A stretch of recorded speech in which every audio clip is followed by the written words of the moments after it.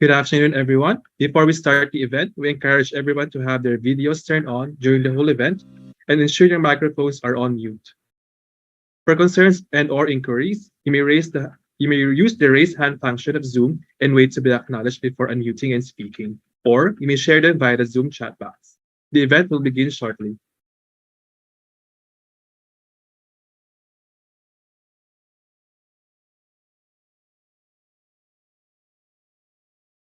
Welcome everyone to the Pre-Hackathon workshop for Cauayan City.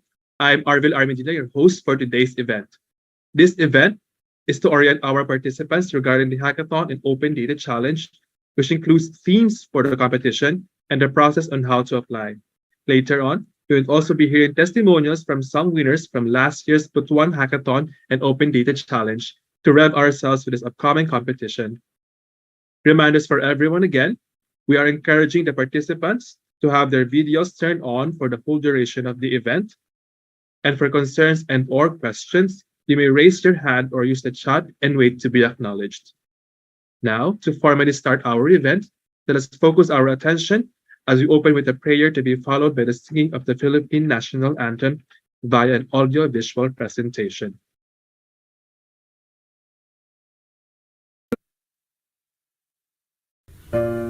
Heavenly Father, we are highly honored and blessed for giving us the opportunity to participate in this event. As we begin our program, may you grace us with eternal wisdom, humility, courage, and strength. May we anchor ourselves in gratitude and draw on your mercy. As vessels of your divine grace, we ask you, Lord, to bless all the speakers and participants of this event. We seek for your guidance as we aim to make this gathering fruitful and meaningful for everyone. May all our words and actions be for your greater glory and honor as we actively participate today. We surrender everything to you. Grant us your protection, provision, and your blessing. Amen.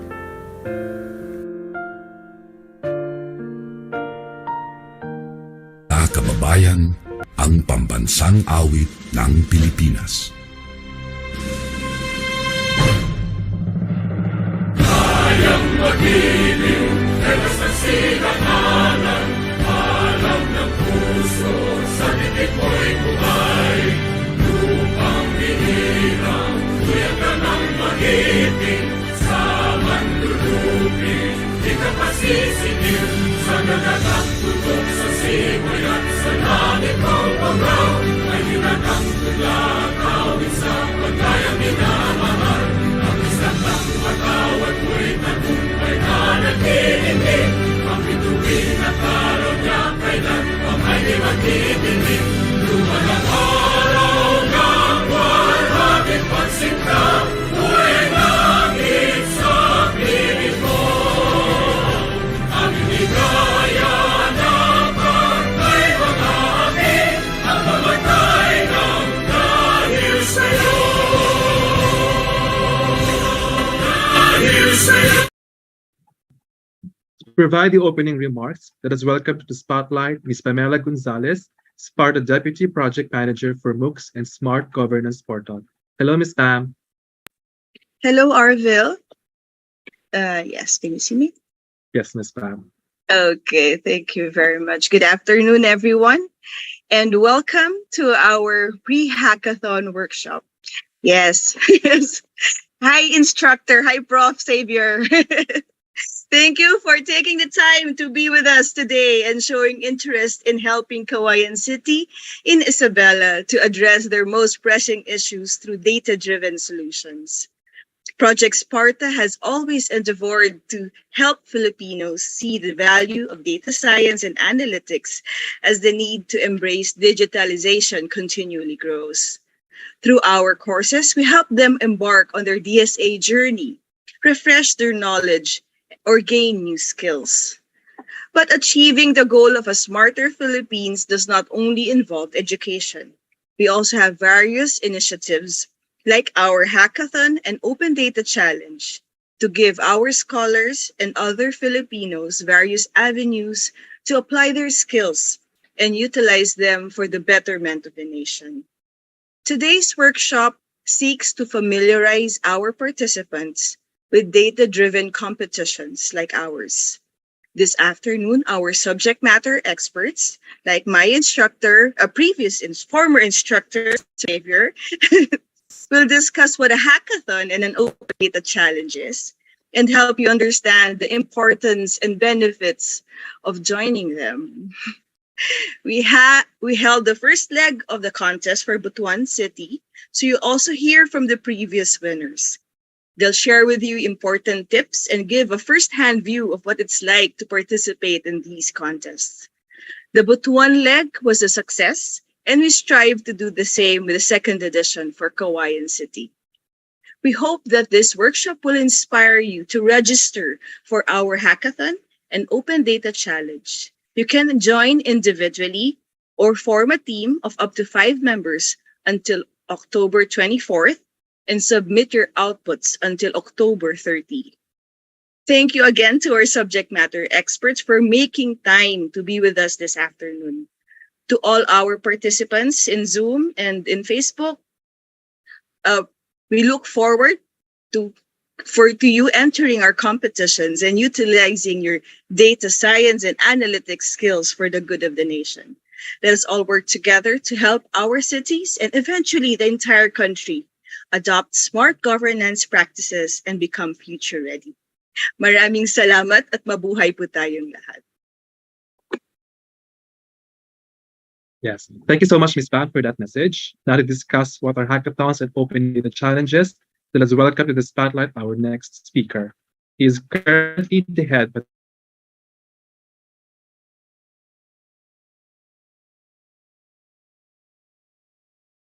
consulting work for a local IoT AI for predictive maintenance, a part-time advanced analytics instructor for the only certified digital marketing school in the Philippines, and a data science manager and instructor, and apparently the instructor of Ms. Pam, a non-profit organization providing free data science training for women.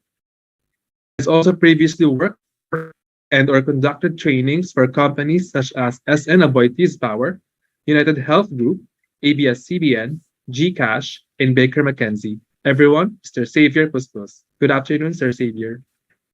Good afternoon. Hello, sir. Okay, yay. Hi, Pam. Hi, So, sir. first time ata natin mag-talk at the same event. Yes, that's my instructor. All right. Thanks, Pam. Yeah, so good afternoon, everyone. Thank you, Pam and the team for the invite for this call. It's very interesting how, at least in the past few months or this year, been able to expand or reach out to more people in terms of doing hackathons and all that, right? But it might be a buzzword for a majority of us. It might be something that's just cool. It might be the same with the term data science, right? It started as a buzzword, started as something that everyone wants to join in, but nobody really knows what it is. So that's kind of the topic of my discussion now, and we just mix in a little bit of open data concepts, just so we're able to get a feel of both. Especially since we have two events lumped into one for this event. We want to differentiate both. So let's start with what is a hackathon, essentially. So I think whenever we hear hackathons, we probably immediately think about nerds or think about, ones and zeros, think about code. Mostly you might be right? Like, it's probably just a bunch of nerds who, stick together, similar interests. Could be dissimilar interests as long as you're trying to solve one common goal. That's really what people might think of when you hear the word hackathon. But really, as mentioned by this founder, definitely not my words, but it does paint the term a little bit more accurately. A hackathon is an innovation competition. It's where people come together to build products that solve challenges. That's the end of my talk. I'm just kidding. But really, that's the overall thesis of the first half of this very short talk. But let's drill down, right? Because hackathon is actually a mix of two words.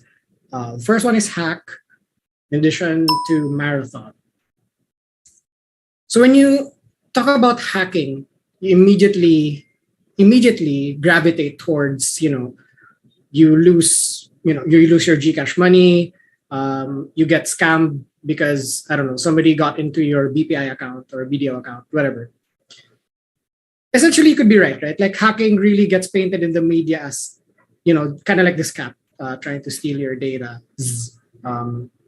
While, unbeknownst to you, basically.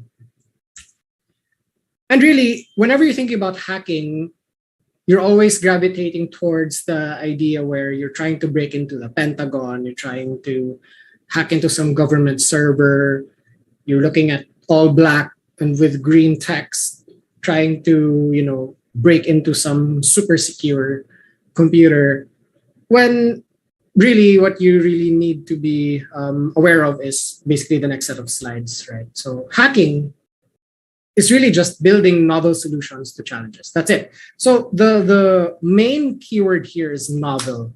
That's why it's called hacking, like hack your way to 50,000 pesos a day. Like hacking is basically a term wherein it's out of the norm, it's out of the box. That's exactly what your mentality should be whenever you enter any hackathon or any competition. You're trying to build new ways and quick, right? In order for us to solve any of the challenges that are presented to us in these hackathons. Now, the other word for that composes a hackathon is marathon. But basically, it's pretty straightforward, right? Marathons are long distance races. And so this part might be a little bit more misnomer because hackathons actually usually just end, over a weekend or over the next week, for example, or the next month if it's asynchronous. So it's not necessarily long distance or long drawn out. It's really a quick and dirty sort of solution to a problem. And so when we talk about hackathons, there's already a lot, especially this year, and especially because of DAP and Sparta and data ethics and Cyrillytics and all of these really, really great organizations, right? But really, they take many forms, but they share similar structure. The same way, this image here shows you basically every table of a hackathon. Firstly, participants gather, maybe remotely or in person. Honestly, for me, in person still works because it's just a lot better for us to socialize, to be able to come up with better ideas whenever we're seeing each other's faces. So that's really the first step. Participants gather, and then some moderator, some proctor, some organizer presents the challenge. Mostly it's really for social good, especially for this hackathon. Let's always think about social good, especially when you're talking about DAP and data ethics and Sparta. Social good is really the way to go, right? But sometimes it might be for business as well. So we're talking about ethics anyways. Like just the past few days, there was an AI ethics hackathon for the price of $25,000. That's almost $1 million. You can basically pay 2 to 3 master's degrees if you want to. And it's basically a business hackathon. That's why it's $25,000, but it's still for social good. So you know what I mean? A real challenge is presented. And then afterwards, you're actually trying to form your teams.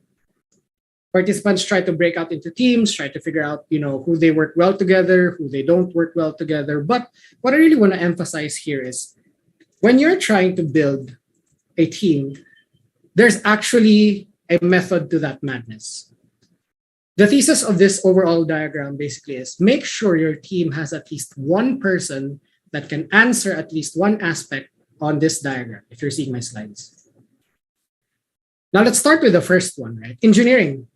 That's probably what every hackathon really loves to have in their team. Somebody who can build stuff. How is it built?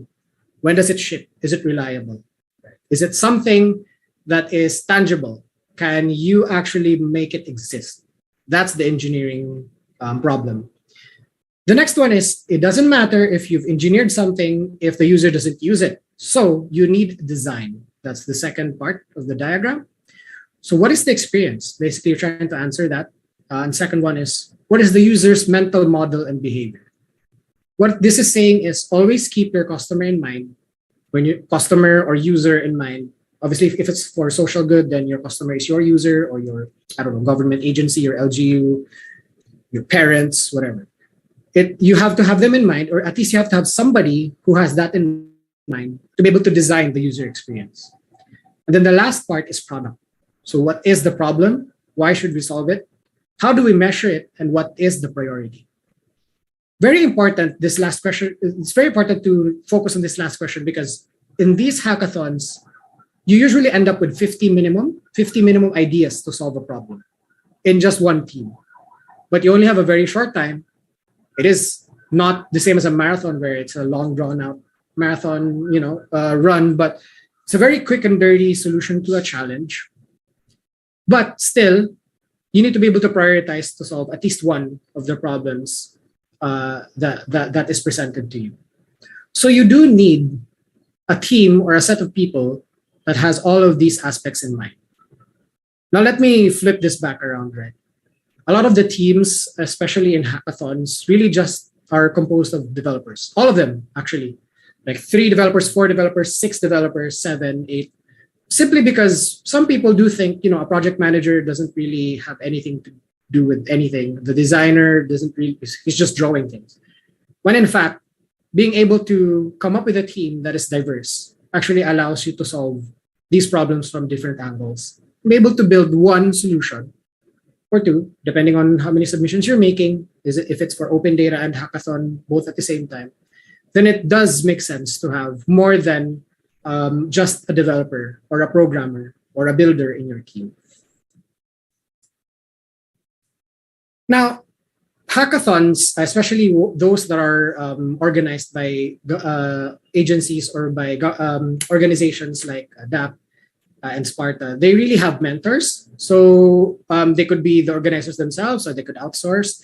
Make sure to engage with your mentors. The biggest drawback of having, I don't want to sound a little bit more local, but especially if we have Filipino hackathons, we're very shy. We don't like other people reviewing our work, our code, our product, our design, our whatever, or our app.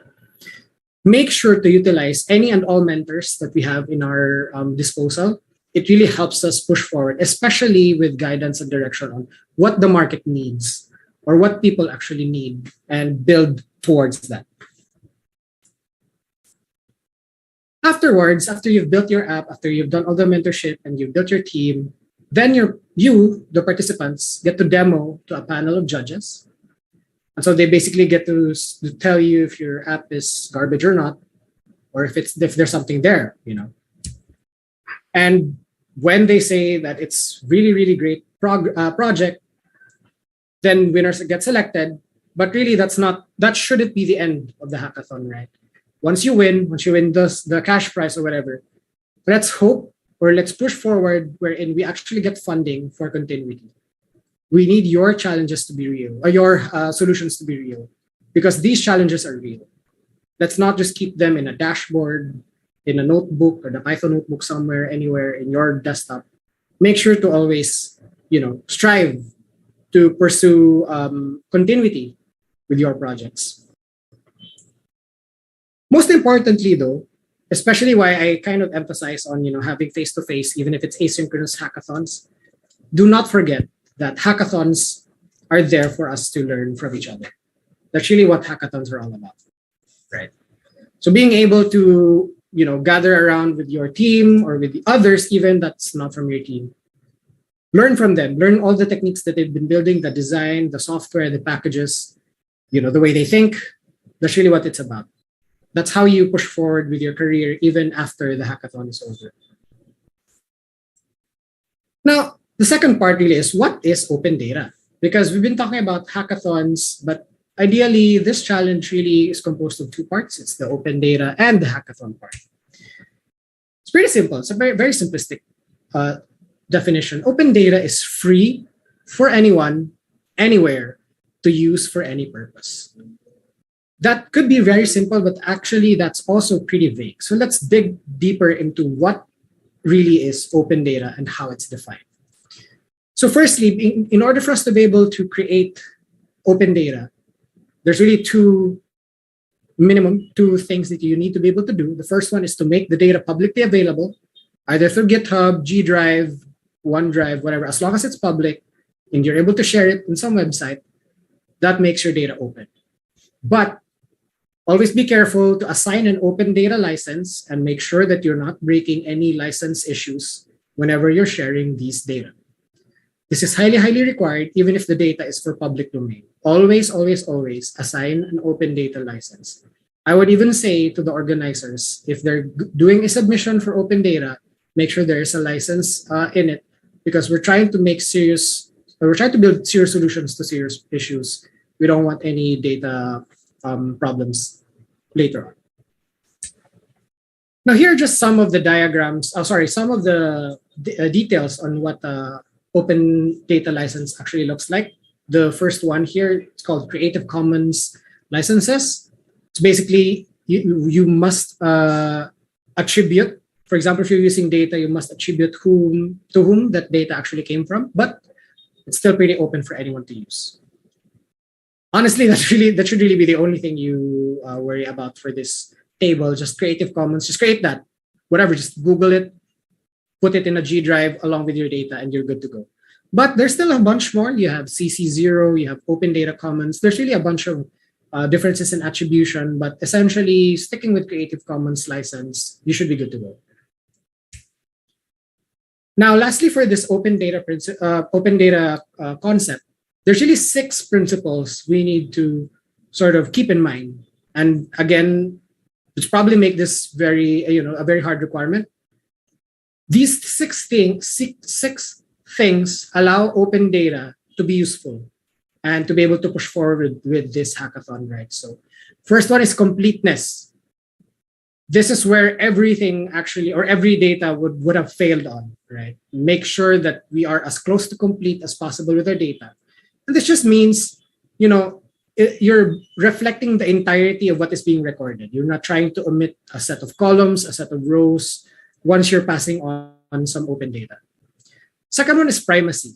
Strive to be the first or the primary source of data. If you're trying to scrape, the entire website or the entire set of e-commerce, make sure you are the primary source of data. You're not trying to pull it from Kaggle. You're not trying to pull it from, just any other source, especially without licensing or attribution. Strive to be primary. Third one is easy access. Your data set should be accessible as possible, meaning even if your data is free and open and public, if it just sits in your own G Drive and it's private, if it's in your GitHub and it's private, if it's your GitLab, it's defaulted as private, and if it's in your laptop in a PDF, as a screenshot, as an image, it's not easily accessible. Right? The fourth one is machine readable. This is where everyone's favorite Excel sheets or G sheets come in, right? Because it's really the most easily readable type of data sharing. However, whenever we're trying to pull data from some certain government agencies, most likely we're actually given a PDF of an image of a spreadsheet, which should have been just the spreadsheet itself, right? Let's not be that. Let's make sure our data is machine readable. It could be a CSV, it could be a JSON, as long as it's in something that any computer can process. The fifth one is timeliness. Open data is only valuable if it's relevant. That's very important, right? If we're pulling from 2010, but you're trying to make assumptions for 2022, trust that that's not useful. Even if it's 2015, 2018, heck, even 2019, and you're trying to make assumptions for 2022, that's not going to work, especially since the pandemic started in 2020. And lastly is permanence. It should be available online in archives and in perpetuity. No backseas, basically. Once you put data online, don't try to sort of omit any of the data or remove it off of the computer indefinitely. Now, just a few ending examples. You can always take a look at the BARM Data Challenge. It should be online. There's a bunch of examples there for both open data and for a hackathon. So there's really a lot of examples in building dashboards, web apps, And most importantly, the data itself is pretty much readily accessible. Thank you to BARM for this. And it's also for social good, and it's pretty great, right? And it's a brainchild of data ethics and Cyrillytics. Go check them out, right? We could probably link it later in the chat for your reference. Now, a hackathon using open data really allows building open source projects. That's really the key here. So if in order for us to combine both, we really need to have, the hackathon concepts in mind, as well as the open data concepts with other licenses, in order for us to build an open source project, because an open source project allows us to work through public collaboration. We are able to build things as a group together wherever we are without hindrance of any red tape. This allows more involvement from more people, and basically, we're able to build software by the people, for the people. Now, in summary, we're able to gather here today in order for us to do 4 things. Build novel solutions to challenges, make the data free for anyone, anywhere to use for any purpose. Again, please include a license. Collaborate with other people, because there's a saying there, right? This is not my words. If you want to go fast, go alone. If you want to go far, go together. We want to go far. The last one is have fun. Other people, happy hacking. Because there's a saying there, right? This is not my words. Thank you, Sir Xavier, for the comprehensive delivery on what hackathons and open data challenges are. It was very good. Really explained what to expect and what to anticipate when we're going to join the hackathons and open data challenge. Let us now welcome our next speaker, who would help us understand the expectations from joining a hackathon and an open data challenge.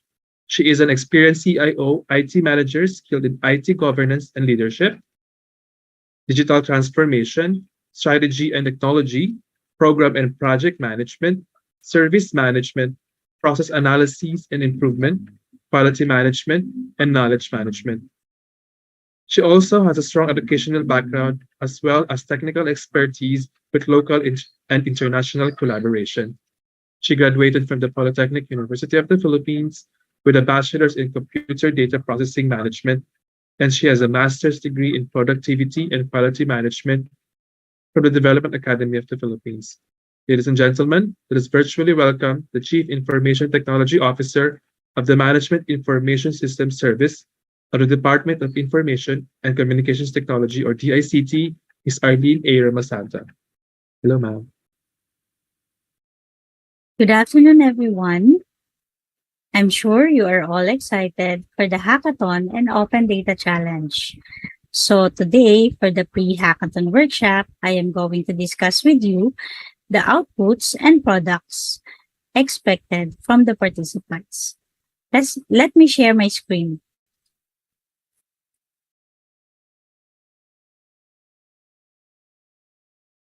All right. So this afternoon, we will put clarity on what is expected of you now for the submission of your outputs as part of the challenge. Okay, for the Hackathon and Open Data Challenge, these are the list of outputs and products that you have to submit. Okay, number 1 is data blog. Now, anybody familiar with a blog? Or anybody who is a blogger here? Now, I'm sure all of us or some of us have experienced reading some blogs over the web, right? This is very similar to that. Data blog is only focused on insights from data.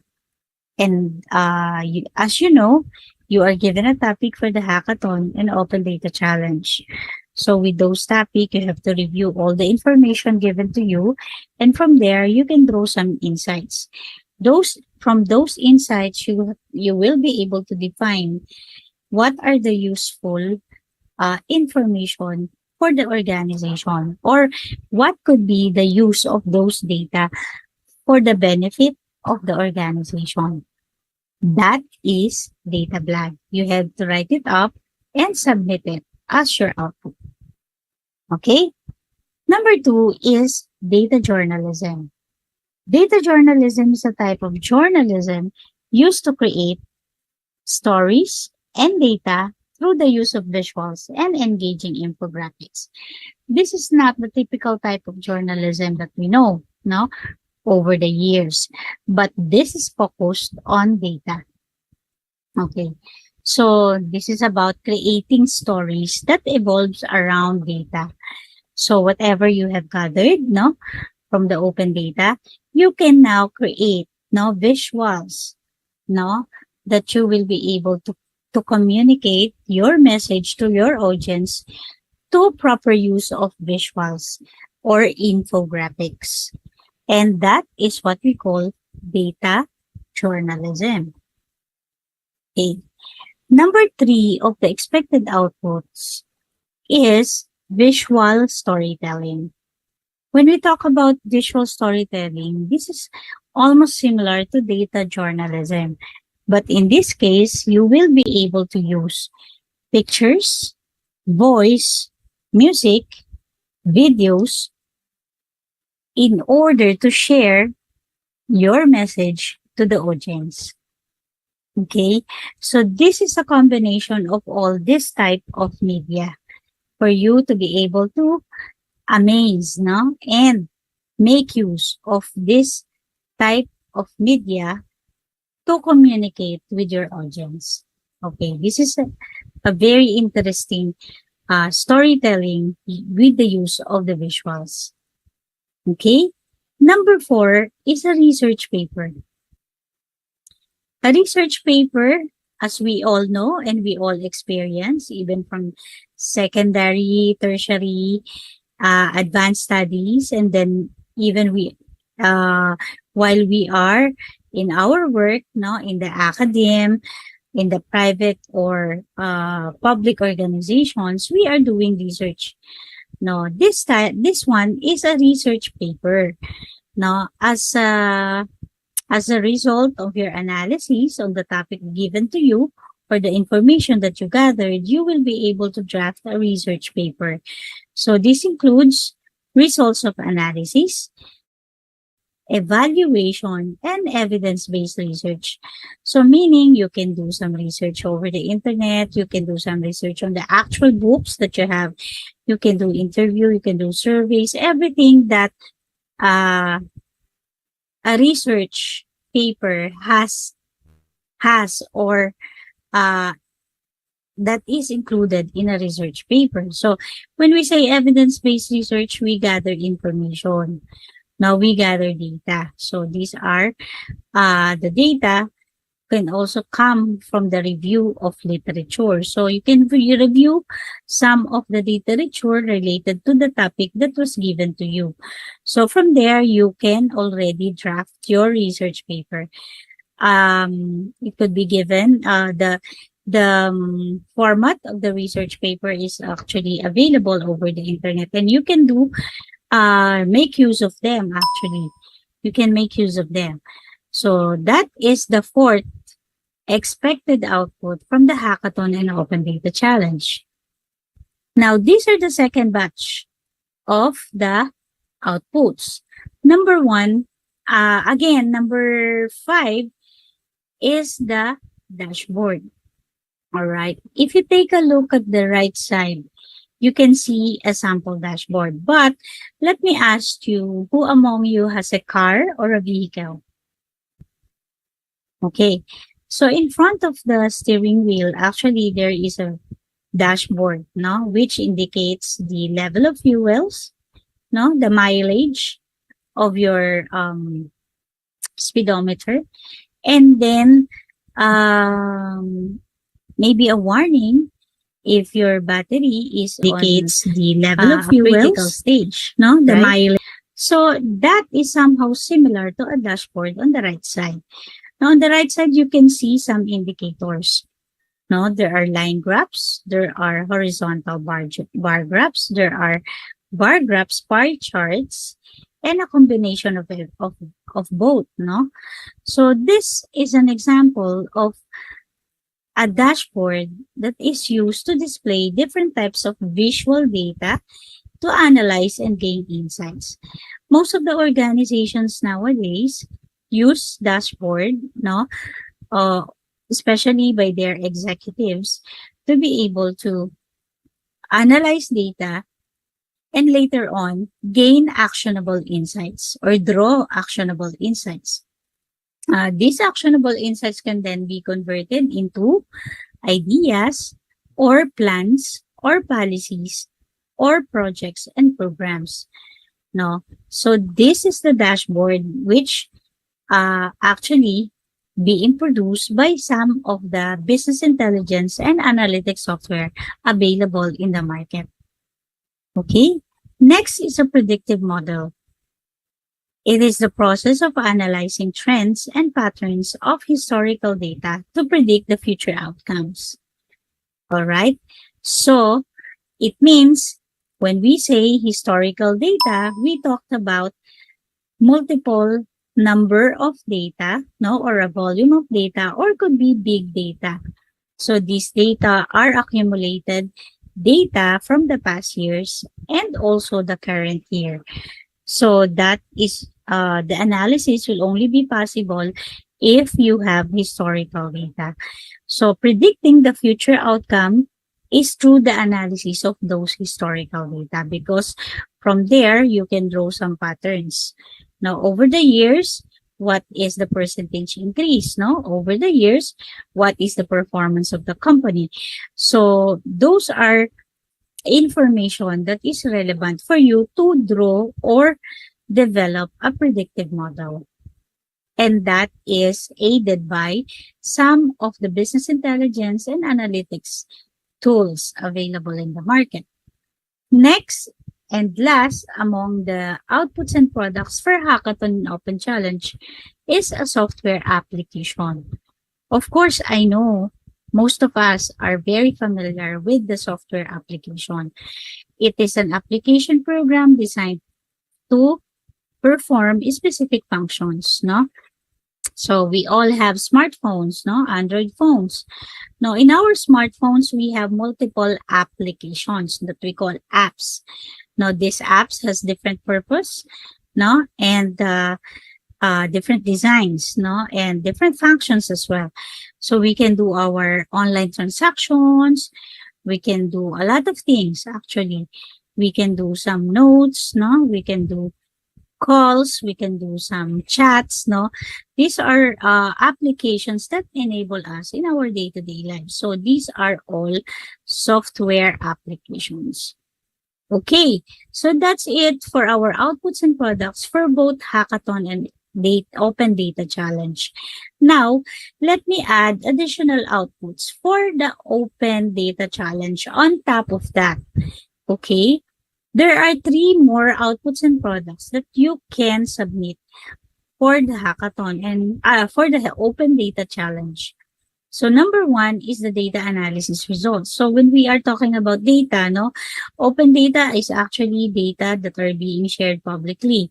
No, so these are public data, open for all, especially shared by different organizations, could be public or private. So once this is shared, this is open for us to use and share as well. No, so for the data analysis result, this is the output of the interpretation of data to determine relationship, trends, and patterns as well. Okay, so when you do your analysis, you gather everything, no, from different sources, and then you do the analysis. No, you have to analyze where does the data come from, what is this about, and then what are the indicators that you see. No, and once you determine that and interpret that, you can draw the relationship or understand the relationship between data and from multiple sources. You can also integrate, right? Integrating those data for you to be able to draw some insights. And you can study the trends through the data. You can study the performance, no? For example, of an organization or their financial status or performance as well. So all of those things, you have to write it up as a data analysis result or report. and submit it as one of the outputs for the Open Data Challenge. Next is the data model. Data model is a visual representation and logical interrelationships of different data elements. So if you take a look at the figure of the middle, this is an example of a data model. So you would see a different entity relationship diagram, which is developed through a relational database management system. But actually there are a lot of RDBMS available over the internet, and some are free, and you can make use of them to do your data model. Now, you can see in my slide, that there are multiple tables from a database, and they are related to each other. So this is the type of logical data model. Okay. Next is clean data. So when we say clean, meaning there is a process of cleansing. Cleansing data is one of the important aspect of producing quality data. Okay. So to produce quality data, you have to do some cleansing, and to do some cleansing, you have to remove all the errors, duplication, and inconsistencies. All right. So those are the things that you need to do. And of course, you have to ensure the accuracy and the completeness of your data. Who wants some garbage, right? Right. So it means that cleaning data is very important for everybody and for the organization. So for us to be able to develop our output for the Open Data Challenge, then we can actually produce some clean data from those data that we gathered from different sources. Okay, so these are the 3 additional outputs and products for the Open Data Challenge, including the rest of the other products or outputs that I have presented for the first 2 slides. Okay, that's it. Okay, before I end my presentation, actually, I know that the deadline for the hackathon and Open Data Challenge is fast approaching. So I encourage you to register and submit your entries. Okay, thank you very much.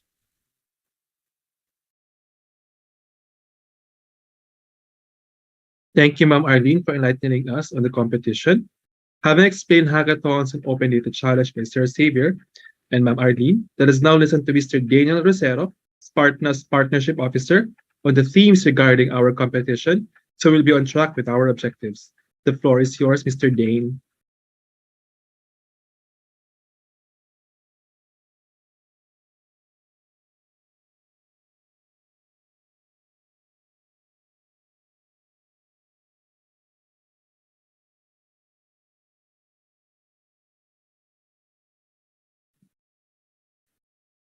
All right, I'm audible, Marvin. Yes.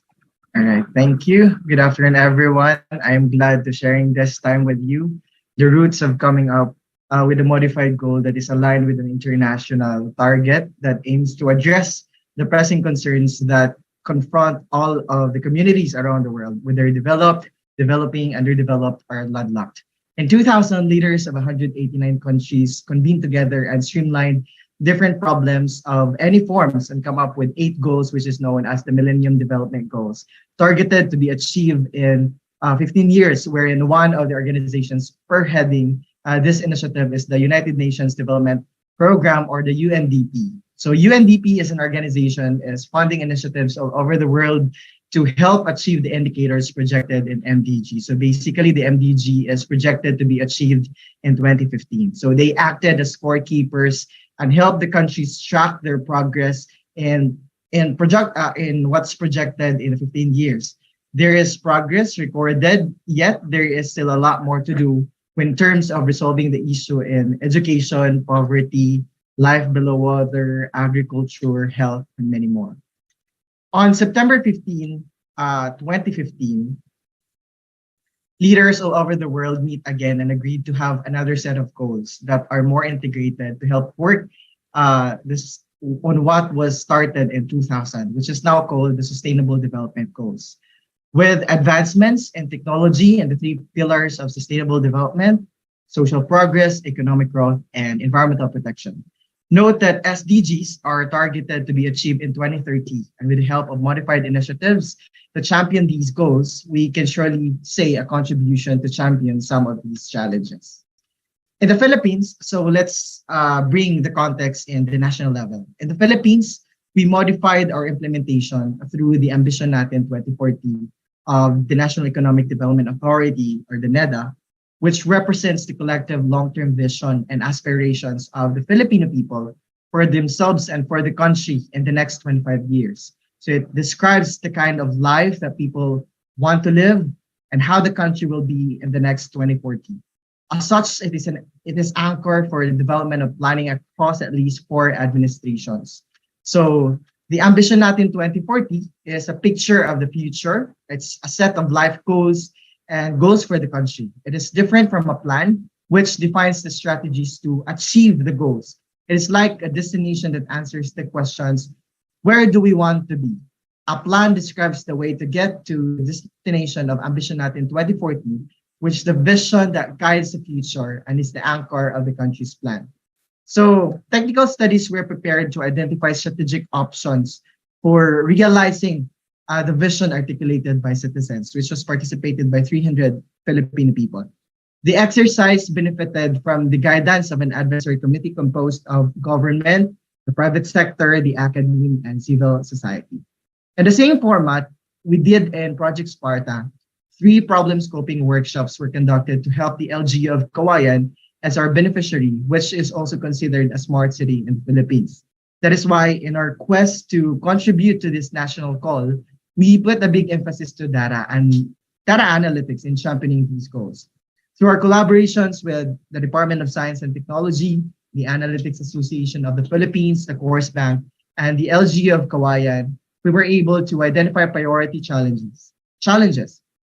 These challenges are identified to benefit the community under the jurisdiction of the city of Cauayan, and we will make sure that our initiatives in conducting this event will surely serve its purpose.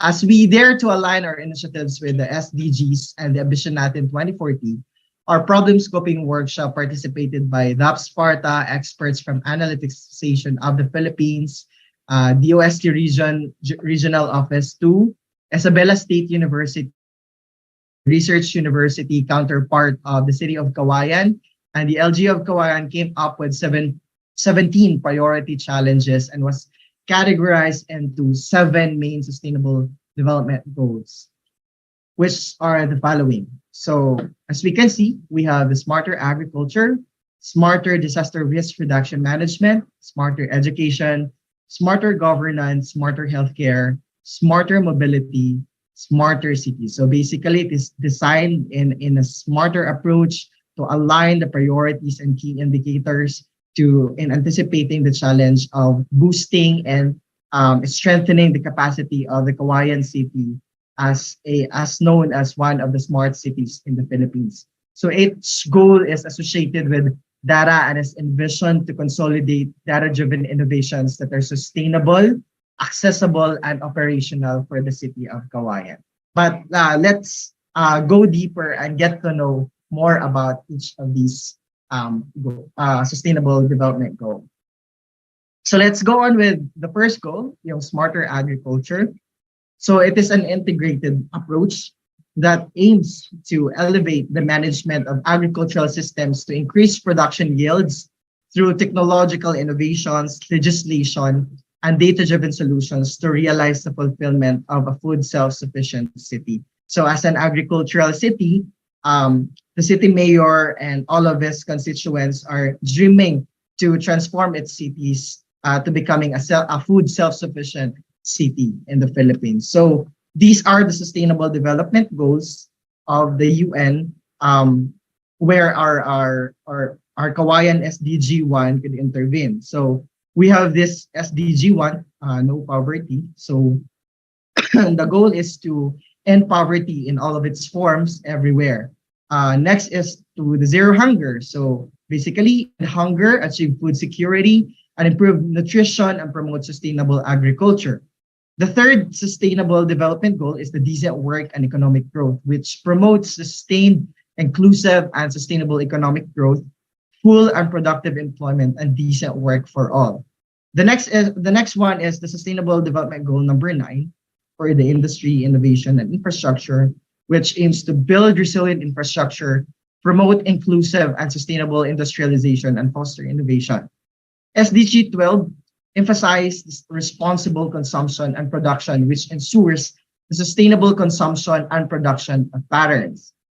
Sustainable Development Goals number 17, partnerships for the goals, strengthen the means of implementation and revitalize the global partnership for sustainable development. So these are the challenges that are anchored for the Sustainable Development Goal 1 on smarter agriculture, which first tackles and the lack of orientation or seminar activities engaging our farmers to capacitate them on how to use digital or smart technologies to increase their production.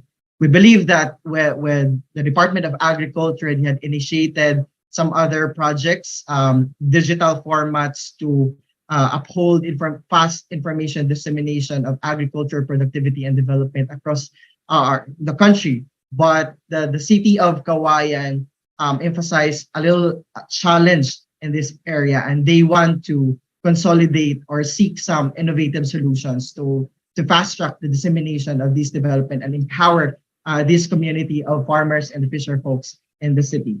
Next is on the budgetary constraints in the procurement of development of digital technologies for farming. So it is, I feel like it's common to everyone, common to all of the cities in the Philippines, that budgetary problems or budget allocations is very challenging. So they are seeking some help by housing some of their data sets relative to budgeting and help consolidate some budgeting innovations or guidelines to set smarter agriculture as a priority challenge. Next is in inadequate farm machinery equipment and post-harvest facilities to increase yield. We believe with the Department of Agriculture, they have initiated the RCEF, where part of it is in distributing of machineries. But there is still a challenge in the facilitation of distributing these challenges, as they are characterizing the beneficiary that one should be a member of some cooperatives in the city. And I feel like the city of Cauayan need to address these challenges of giving or establishing an accessible way of benefiting this machinery distributed by an involved Department of Agriculture. Fourthly is insufficient smarter mechanisms to support farmers in direct selling their agriculture commodities. As we can see in some of our news way back, that during the COVID-19 pandemic, there is an hamper or an adverse effect in the limited movement of the agricultural commodities and distributing it to different places. And with this, the LG of Cauayan poses a significant challenge to seek some ingenious solutions to address this challenge of selling their agricultural commodities. Next is on SDG number 2, which is on disaster risk reduction management. So it's an integrated approach that seeks to build digital infrastructures able to generate actionable insights to save lives, mitigate climate change, and promote environmental awareness for the prevention, reduction, and preparedness of the city. So smarter disaster risk reduction saves lives by limiting the amount of risk people face and the level of damage a crisis might cause. It can help communities effectively prepare for and cope up with natural hazards. This approach is vital because the number of disasters is increasing every year, and climate change, population growth, or urban development in risk-prone locations and changes in land use are all increasing the risk. So the involved SDGs in the UN priorities is the SDG 1 on combating in poverty, SDG 11 talks about the sustainable cities and communities, on making cities and human settlements inclusive, safe, resilient, and sustainable.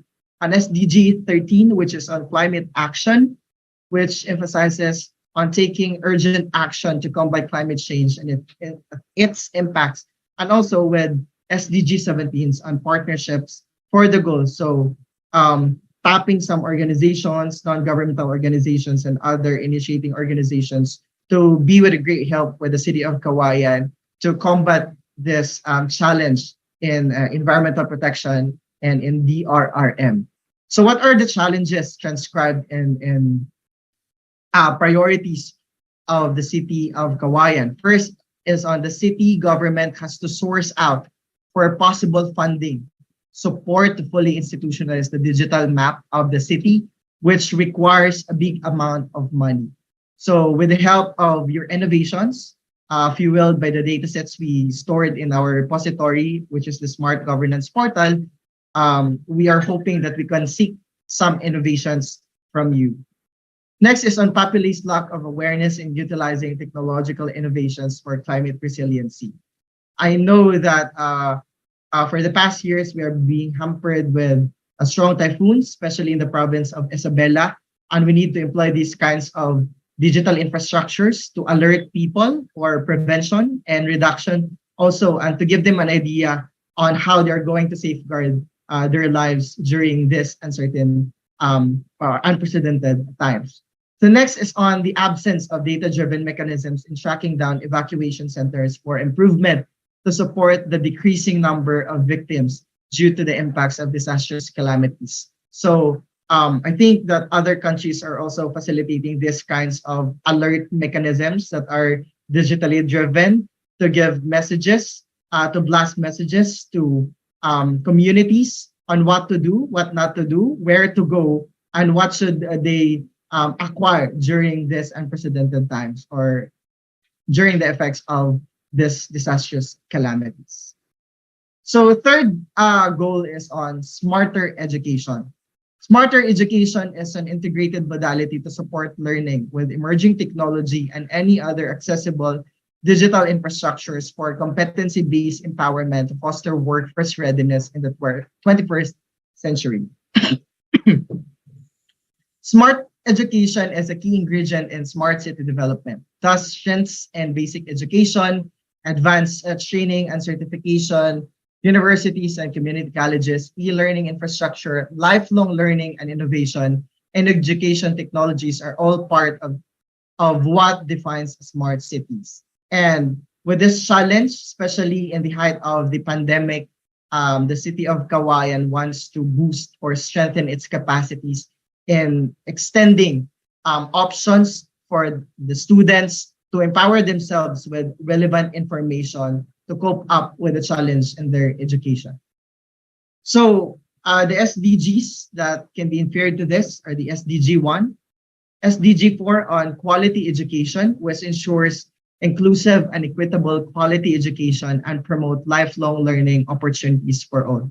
Similar with other goals, we are employing SDG 8 here, decent work and economic growth, as part of the visioning part of this challenge. Next is on SDG 9 and SDG 17, partnerships for the goals in seeking some help for other non-governmental organizations, government initiatives to work with the city in addressing this pressing concern in education.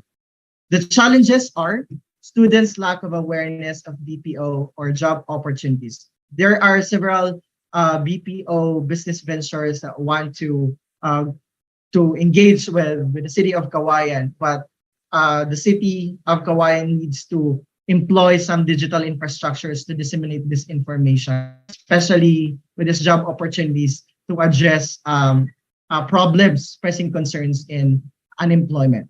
So next is in budget limitations for the development of smart technologies for online learning. So as part of supporting this mechanism of employing digital learning for the students and give them some options to give more options to learn more and empower themselves. The city is seeking some advice and some innovations to align their priorities, especially in their legislation relative to education. Next is on smarter governance. So smarter governance, also known as e-governance, is an integrated approach that uses technology or data analytics in facilitating data-driven decisions to align processes for transparency, budgeting mechanisms, planning, and implementation activities with governing bodies. So the process of utilizing modern technologies and ICT to ensure a collaborative, transparent, participatory, communication-based, and sustainable environment for citizens and governments.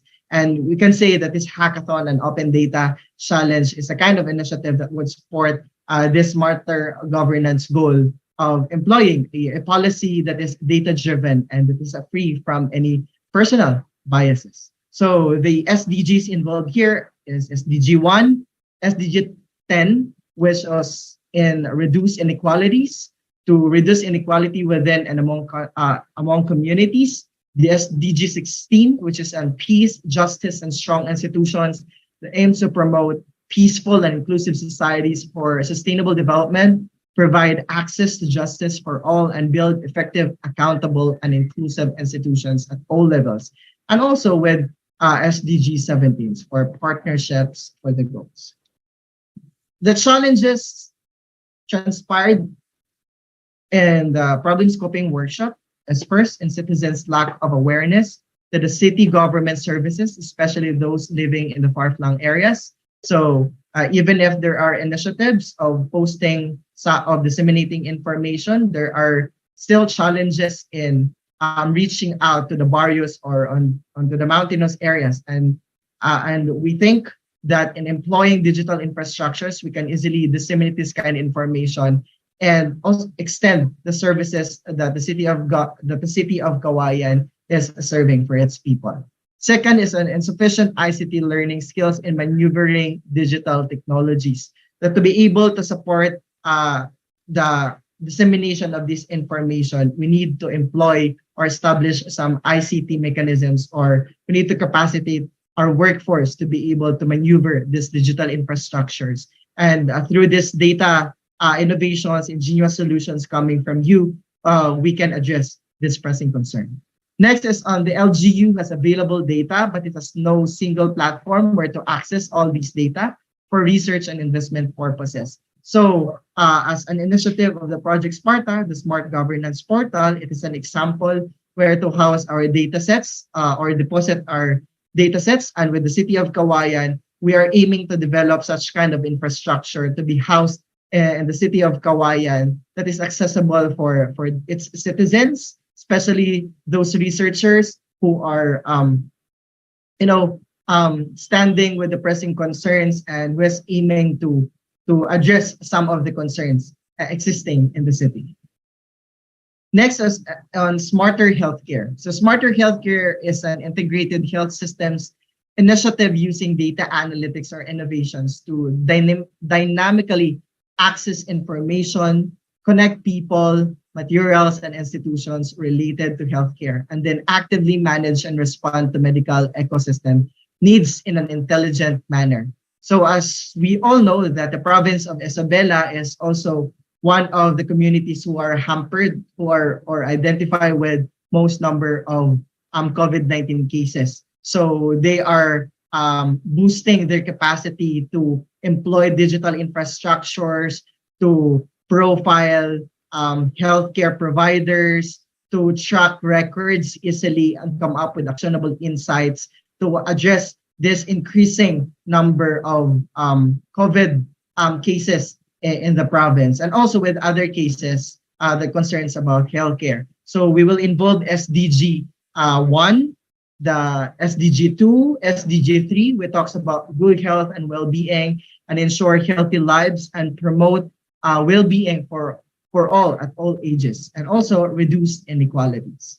So the challenge here is the absence of automated data collection mechanisms and data warehouse to deposit health profile of the Cauayan local and list and profile of healthcare providers. We think with transforming data sets and innovations into a digital infrastructure, would like to organize help the city of Cauayan uphold data management and develop such reports that benefits their way of developing solutions or decisions that are data driven. Next is on smarter mobility. Smarter mobility is an integrated transport system that uses sustainable technology to support transport and communication activities of people safely and with affordability. We know that there are e-vehicles that are promoted by some governments and that they are seeking some help to collect insights of the people on how they are going to employ, on what are the considerations that the city need to emphasize as they employ these sustainable mobility systems in the city. We will involve SDG 1, SDG 7 of affordable and clean energy, which ensure access to affordable, reliable, and sustainable and modern. The SDG 9 with industry, innovation, and infrastructures. The SDG 11 with sustainable cities and communities, which makes cities and human settlements inclusive, safe, and resilient and sustainable. And also with Sustainable 17, the partnership for the goals. The only challenge for this goal is the acceptability and awareness of passengers in utilizing e-vehicles and its impact on the environment and economic sectors. Next is on the smarter MSMEs. So smarter MSMEs is an integrated approach that involves technology in capacitating micro, small, and medium-sized enterprises or MSMEs and data-driven systems to align priorities for possible business ventures. So the city of Cauayan sees the need to capacitate or to empower our MSMEs on how they are going to digitally sell their goods, how are they going to fast track their transactions that are cashless, and to combat other challenges and scams in terms of doing digital transactions or online transactions. So we will involve SDG 1 on no poverty, SDG 5 on gender equality, as we want to extend this opportunity of capacitation across all other genders to achieve gender equality and empower all women and girls. SDG 8, decent work, SDG 9 on industry and infrastructure, SDG 10 on reduce inequalities, SDG 12 on responsible consumption and production, which ensures sustainable consumption and production patterns. And also, we would like to seek help from other strong organizations to help us come up with the collaborative solutions in empowering these MSMEs. The challenges are the lack of user-friendly digital mechanisms for MSMEs in their quest to strategize project marketability. Secondly, on the lack of budget to prioritize small business owners, maybe we could develop digital solutions to align priorities and budget allocations and provide actionable insights to justify that empowering these MSMEs is a priority in the city. And lastly, is insufficient mechanisms for sustainable tourism to address adverse effects of the pandemics, such as massive lockdowns, travel restrictions, commercial establishment, closure, and stoppage of tourism services. With the 7 modified sustainable development priorities, we are encouraging everyone to take part in accepting this challenge of transforming the datasets into ingenious solutions that are likely to address pressing concerns existing in the city of Cauayan and help them strengthen their capacity to be an outstanding smart cities in the Philippines. That's all. Thank you, Arvin. Thank you, Sir Daniel, for your message. I am very much looking forward to the novel and innovative solutions our participants would craft to solve or alleviate these challenges, especially disaster risk reduction management related concerns, since Cauayan Isabela and Region 2 sa mga bagyo. So, again, for any questions and or concerns, you may raise your hands or enter them in the chat box and wait to be acknowledged. There would also be an opportunity later for everyone to ask their questions, as we would have a Q&A forum with our speakers. But before we continue with the program, let us have a 5-minute break for everyone's convenience, after which we shall have a testimonial for one of our winners from last year's Hackathon and Open Data Challenge. See you guys in 5, around 3:17 or 3:18. Okay, see you guys. Let's have a break.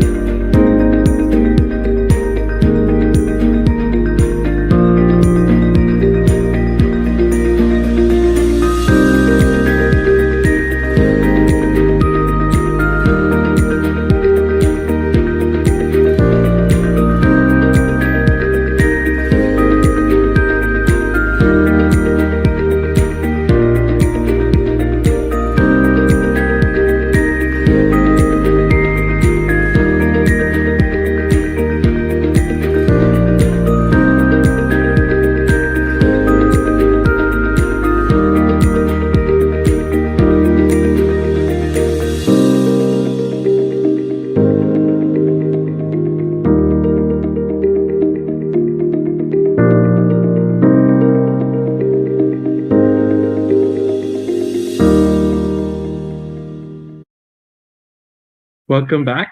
I hope everyone feels refreshed and is still read with our activity. To further our excitement, let us invite to the spotlight one winner of last year's competition to provide their experience and potentially some tips and tricks. Let us have Let us first have Mr. Winbert James Teves from the Electrum et Comunicado team.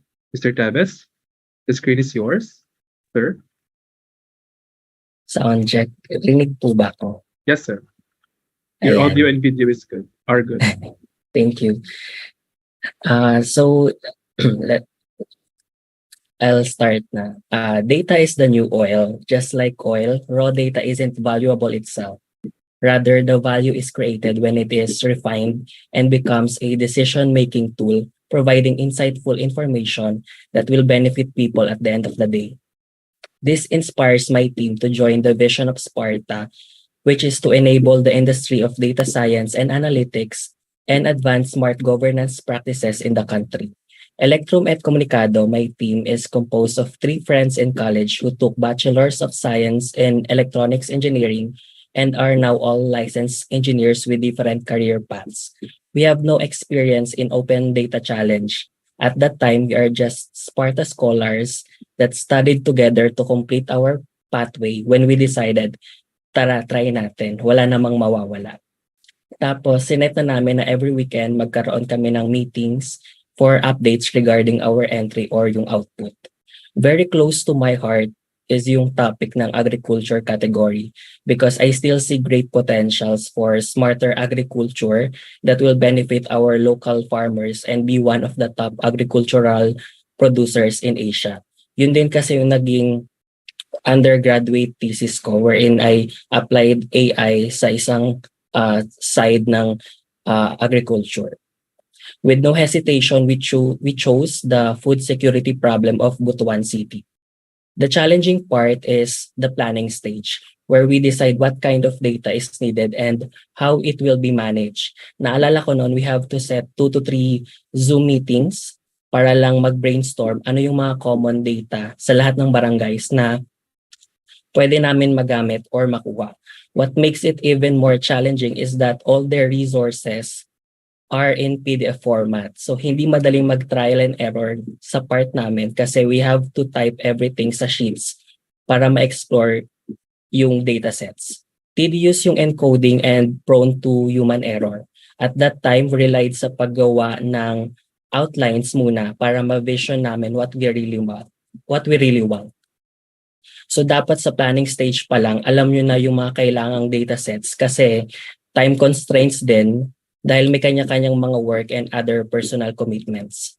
Upon checking datasets ng Cauayan City, naka-Excel na siya so mas magkakaroon kayo ng time to explore yung mga available resources.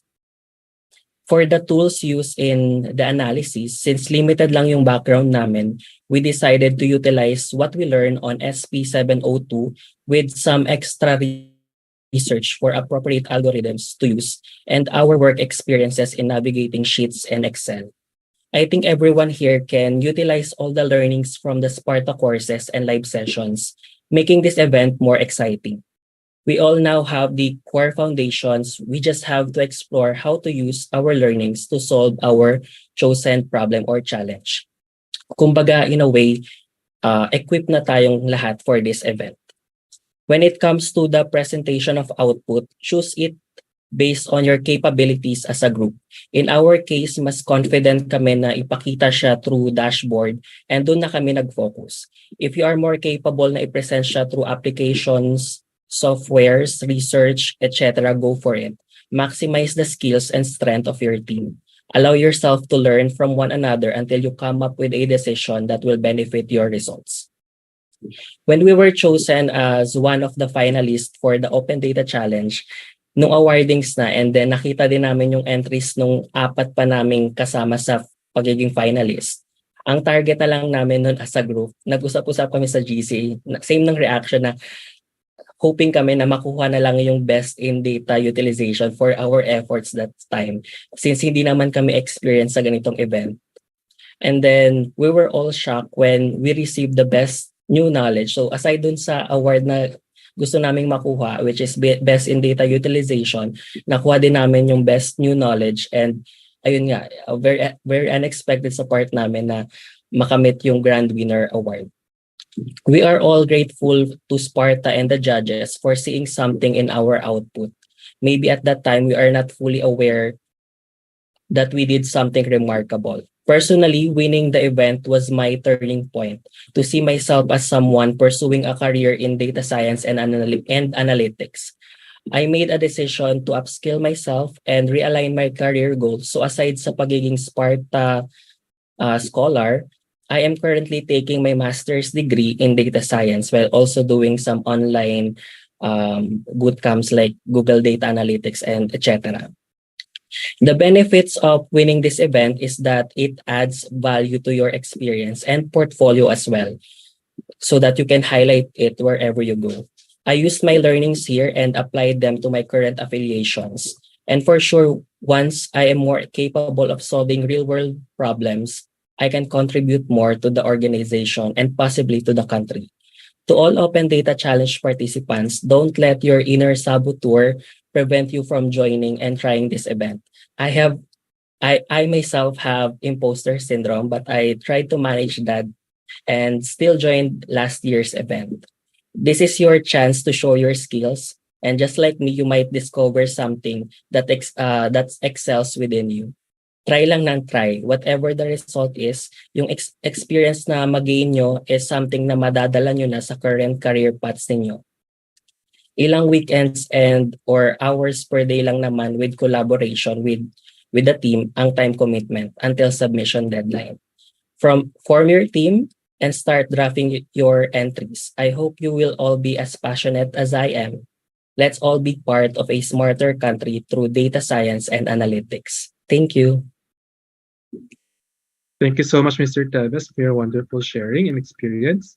Now, let us invite Mr. Joseph De Guzman from the Hackathon team to give his message. Good afternoon, Mr. De Guzman.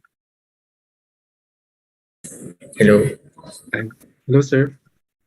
Good afternoon.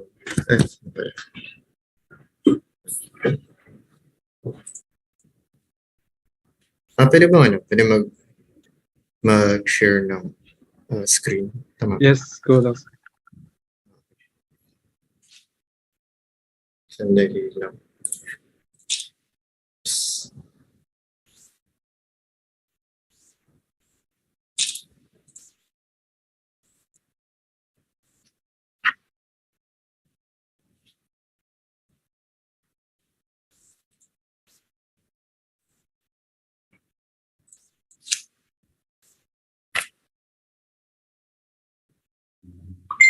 Hello, nakikita na po. Yes, sir. Good afternoon po sa lahat. I-share lang ko na po yung insights namin sa experience din dun sa, I think yung first na project Sparta Hackathon. So, briefly, ito yung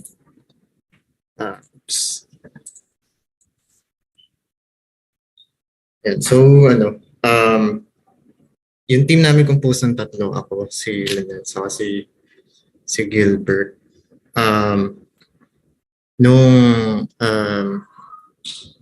Yung pinili namin topic, although yun sa current na experience namin, wala talaga kami masyadong knowledge. Pero yung pinakamalapit siguro na may competency like sinanel, since sort of may kinalaman siya sa urban planning.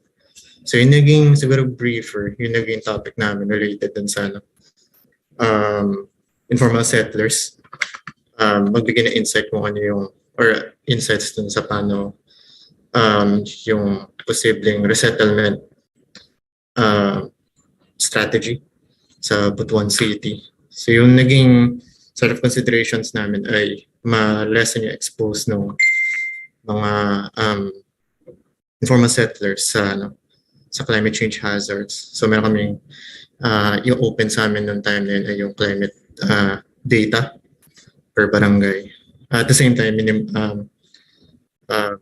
may sort of kinuha kami additional na information related dun sa pwedeng indication ng livelihood opportunities dun sa lilipatan ng mga barangay. So yung naging approach namin, basically dalawa, multi-sectoral analysis saka genetic algorithm optimization.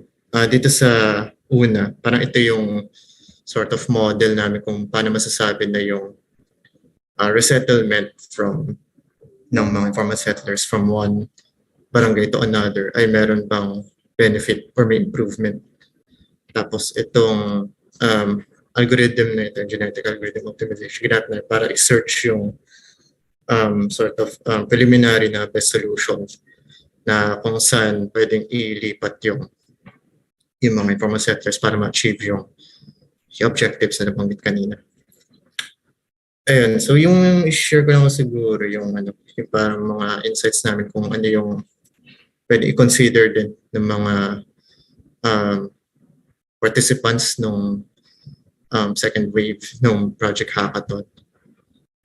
I think yung una, nabanggit na rin ito ni Mr. Xavier kanina. Actually, naging crucial sa amin yung pag-build ng team na may relevant competence dun sa data analytics roles. So nung nag-start ako ng Project Sparta na program, ito yung pinakatumatak sa akin yung aside dun sa analytics maturity, itong data analytics na rules.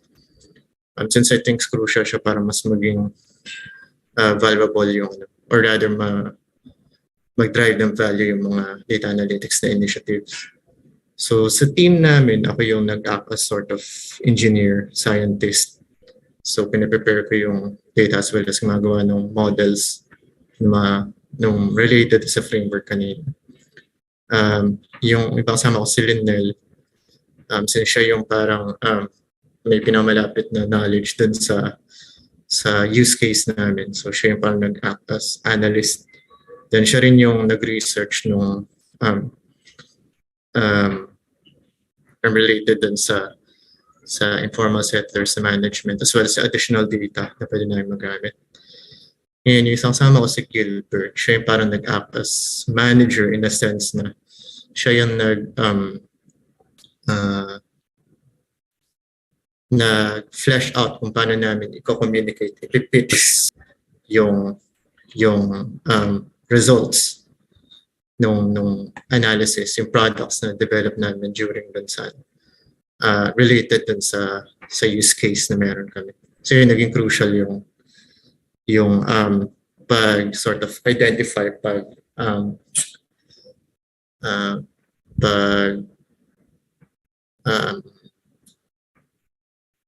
paggampan namin dun sa mga roles na to. Pangalawa, siguro din yung consider, I think nabanggit din to kanina. Dapat yung, or rather i-endeavor natin yung ma-develop na analysis or use case ay high value saka actionable. So, ito hindi necessarily sa umpisa ma-determine kagad. Sa case namin, sort of iterative process ito. Pero ito yung pinaka-naalala kong pwedeng reference yung sort of stages ng analytics. So yung eventually, dun sa iterative process, nag-arrive kami na dapat yung magiging result or product nung ginagawa namin ay within dito sa prescriptive analytics na territory. So actually, nag-start kami na what if gawa kami ng dashboard, maglagay ng geographic context din sa data. Kasi yung data na meron kami more on tabular data. Yan, kaya may sort of map kaming ginawa doon. Pero eventually, nag-arrive kami din sa what if mag-set up tayo ng sort of model para pwede ma-simulate dun nung using yung dashboard, pwede ma-simulate dun nung in this case yung client ay yung put-one LGU kung sakaling ito yung magagawin nila dun sa resettlement, ano yung making value. And eventually, parang nag-arrive kami dun sa, since meron ng model, what if i-explore na rin natin kung paano yung solution search gamit yung model na yun. So, kaya nag-arrive kami dun sa explore yung optimization algorithms yung para mahanap yung kung sakaling ito yung preliminary na model na mag-indicate kung yung resettlement ba ay may improvement o hindi. ano yung parang best solution dun sa resettlement na yun. So during nung course nung hackathon, yun yung ni-strive namin, mas maging high value sa actionable yung product. Pangatlo, ito rin yung isa dun sa mga ginawa na invest kami dun sa pag-communicate ng process sa value nung ginawa naming initiative. So I think isa din to dun sa mga as important as in development ng solution, in a sense na kasi pwedeng may experience kami na very comprehensive, very complex yung mga initiative. Pero minsan since yun yung nagiging downside ng complexity, mahirap siyang explain, iparating yung value. So parang minsan hindi posibleng hindi ma-appreciate or ma-realize ng client yung value ng initiative. So yung sort of level of investment na dito yung mula dun sa pag-build, pagiging concise dun sa paper as well as yung pag-design ng visualization para dun sa final na pitch. Yeah.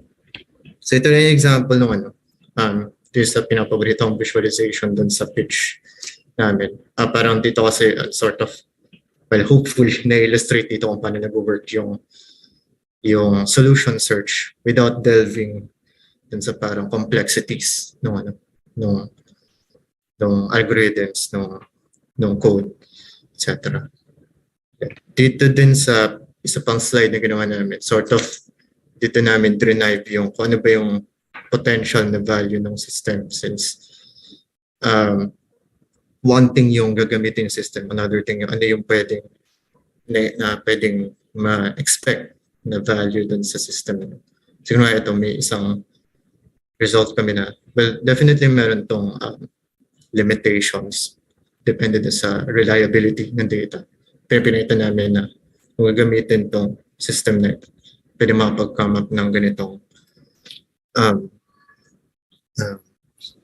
solution for improvement.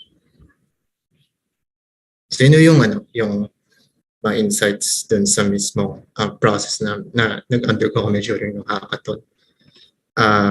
Ito yung ilan sa mga experience, mga collage lang ito ng images. So same din nung naunang team, mostly ang meetings namin ay online since medyo nasa height pa yun ng pandemic. Pero fortunately, sa mismong pitch, may opportunity to collaborate yung mga kasama ko since sort of magkapit-bahay sila.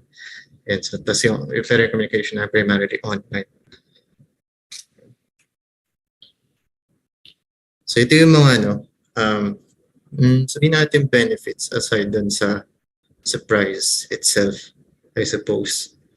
So una, kung meron tayong initiatives to build capabilities sa data analytics, ito yung opportunity na i-practice yung on real life data and issues. Kaya parang nabanggit kanina na for the common good, may potential na mag-result into common good yung practice natin. Pangalawa, may opportunity rin yung mga participants na matuto dun sa ibang fields wherein pwede mag-add ng value yung analytics. So sa case na to, may mga concepts ako nalaman dun sa teammates ko related sa urban planning. Sila rin on the other hand, meron silang nalaman din kung paano yung programming sa ganitong platform, and potentially paano rin magamit yun sa sarili nilang fields. Ito yung isa, although more on makasama to sila sa Gilbert, natuto sila ng videography, so video editing on the spot. And kasi yun yung ni-require na output para dun sa pitch. And yun siguro yung last yun. Mag-acquire ng credibility to pioneer yung adoption ng na analytics dun sa respective fields or organizations. So sort of added credibility or confidence na parang i-apply, i-adopt further yung or mag-drive ng value dun sa respective fields or organizations na involved tayo gamit yung analytics. So yun lamang po.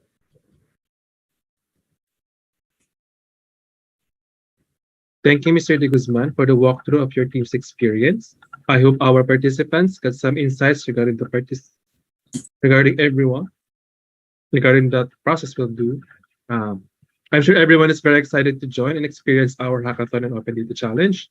To know the application process in order to join the competition, let us welcome to the spotlight Sparta Information Officer, Ms. RV Kayabyab. Ms. RV. Hi everyone, can you hear me? Yes, very clear. Okay, so let me just share my screen.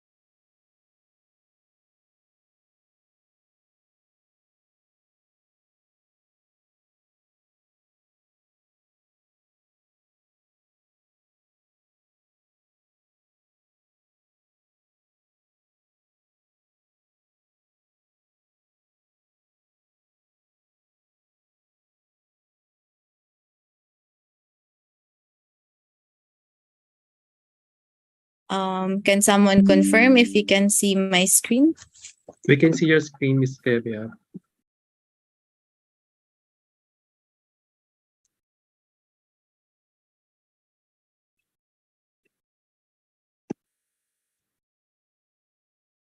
Okay. Okay, so Arvel gave me a thumbs up, so I assume everything is working fine. Okay, so let me just put full screen this.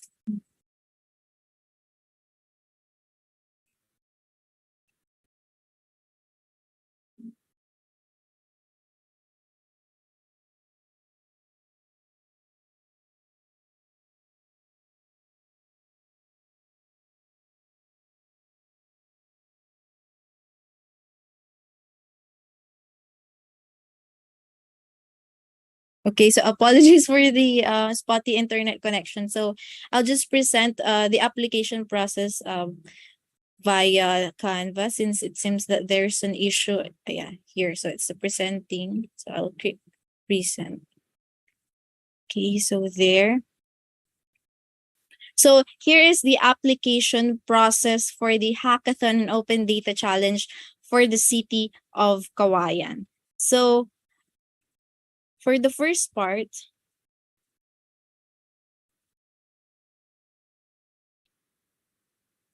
let us first talk about the eligibility requirements.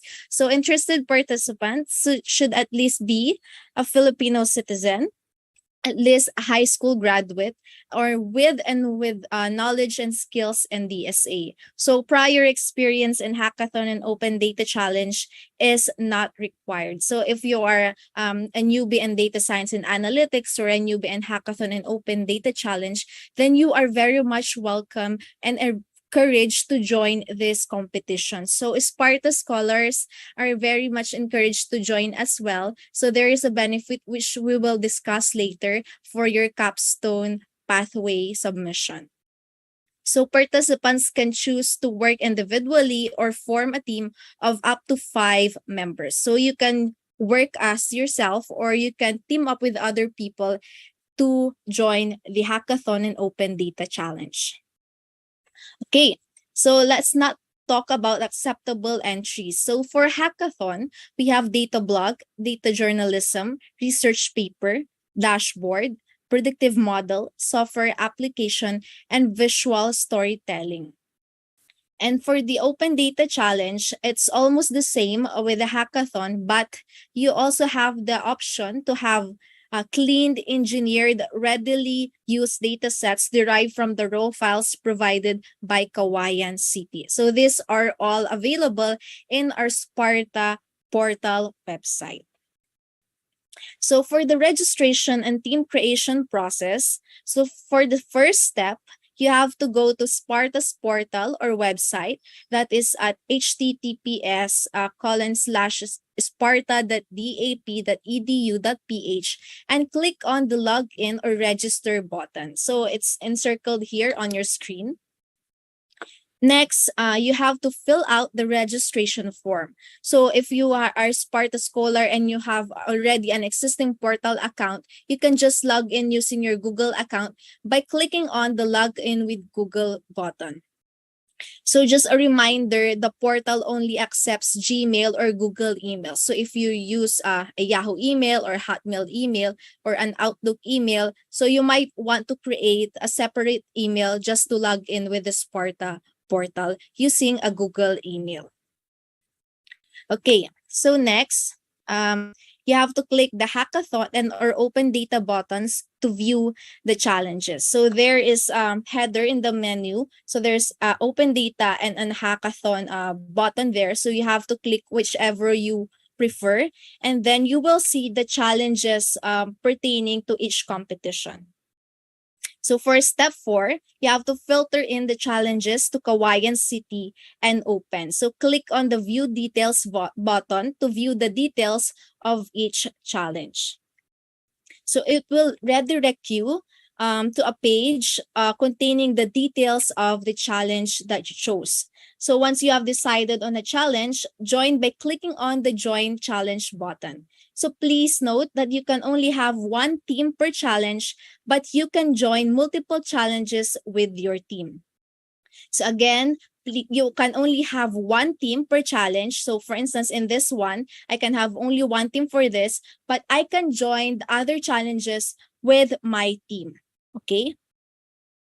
And then the next, a pop-up window will appear. So any team member can create a team by inputting the team's name and registered emails of members. So once created, this would be your official team, and you cannot create a new one with other members because as we've said earlier, you can only have one team per challenge. So for step 7, individuals who have been added to a team will receive an email informing them of an invitation to join a team and a challenge. So you just have to go to your profile to accept the invite by clicking on the Confirm Membership button. Okay. And then next, step 8. So registered participants can view their formed team under the Teams tab of their chosen challenge. So they can view their team members by clicking on the Manage Team button and leave the team by clicking on the Leave Team button.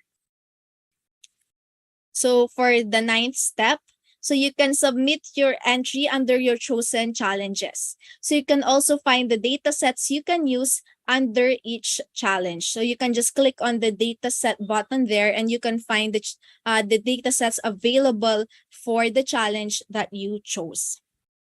So for step 10, so only links to a Google Drive folder or a GitHub repository will be submitted. So again, late submissions or uploads to the drive will not be accepted, as well as drives that cannot be accessed. So make sure that the drive is viewable so that we can see your outputs.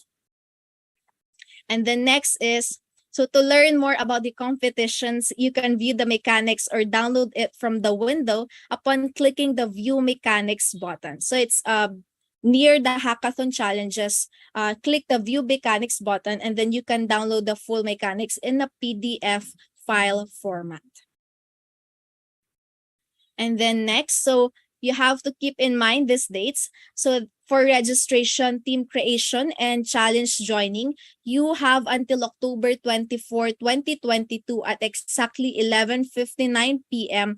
to do these steps. And for entry submission, you have until October 30, 2022. So you can start from October 25 up to October 30, 2022. So, of course, we have two phases for the competitions. We have the qualifying phase. So that's November 3 to 14, 2022. And the finals phase, that is November 29, 2022, where we will announce the winners of the competitions.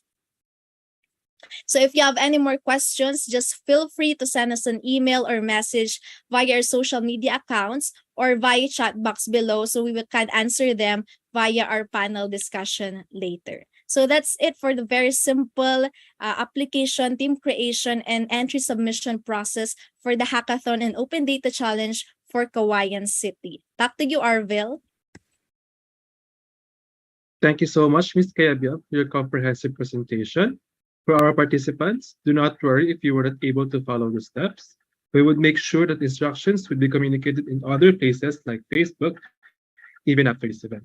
Kindly stay, Ms. RV, for in this juncture, we will now have our Q&A forum.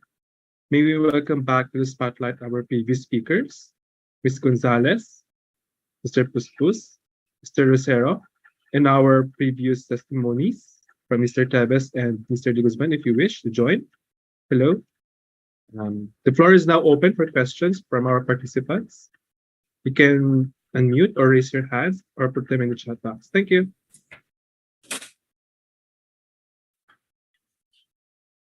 Mr. Jason Tagaro, you may now state your concern or inquiry. Yes, good afternoon, everyone. So I'm Jason. So my first question, I already visited the data. So as a new resident of Cauayan and a practitioner of data analytics as well, I really wanted to help the community. But my problem is when I tried to search the data and look at the Excel files, I am looking for someone who can simply explain how the data is being gathered at the same time, and if someone can really give some sort of background how the data are collected, so that we can come up with a better solutions, create dashboards, and a sort of a meaningful analysis in order to explain the numbers that we will come up with. Because when I look at the data, it's really outdated, like 2016. But then I was thinking, is it a continuous solution? Like, are we trying to build here like a continuous database or live API? So something like that one that would really help the city to have a live update of what's going on and address the issues on a updated basis. That's all. Thank you. Okay, thank you, Mr. Tagaro. I'm guessing this would be for Ms. Pam or Mr. Daniel. You may now answer, Mr. Tagaro. Okay, thank you for that question, Jason. Can you hear me? Yes. I think your concern, if I got your question correctly, is on the data sets. Is that it, sir? Yes, ma'am. So I tried to dig deeper with the data. So I tried to look at it. I know it's segmented like some sort of barangay, but then it would be really helpful if someone from the Cauayan City explain how how's the collection of data goes during last 2016, and what are the calculation methodology they apply to it, so that in the context of analytics, we can do the necessary analysis that would really help target the needs of the city for not just a bunch of like a project that would like a one-time project that would really like you're done, then it's not nothing. So I'm thinking of a long-term solution wherein it will really enable the Cauayan City to have a long-term use of the system or the tool that will be developed for the entire city. Okay, thank you, Jason. With regards to the data sets, these are actually data sets for Excel sheets, if you've seen them, from different cities in Cauayan, and I think barangays, if I'm not mistaken. Yeah. Yes. These were gathered 2016. If these are their data, existing data that they have given to us for us to use. As explained earlier, we have a open data challenge and a hackathon. So it's going to be. I know it's crude. I know the data is really crude. But this is the challenge we are imposing to you. That you come up with something valuable. You were saying you wanted long-term solutions. Then how do we do that given that these are the data sets that we have? I think, Dane, do you have some input on how the data was provided also as well?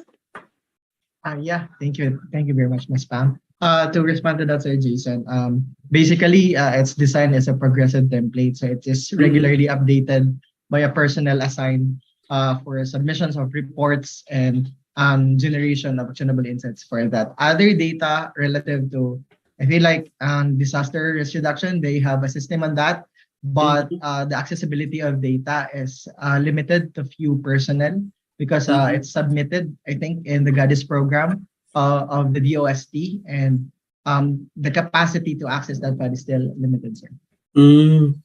Okay, yeah.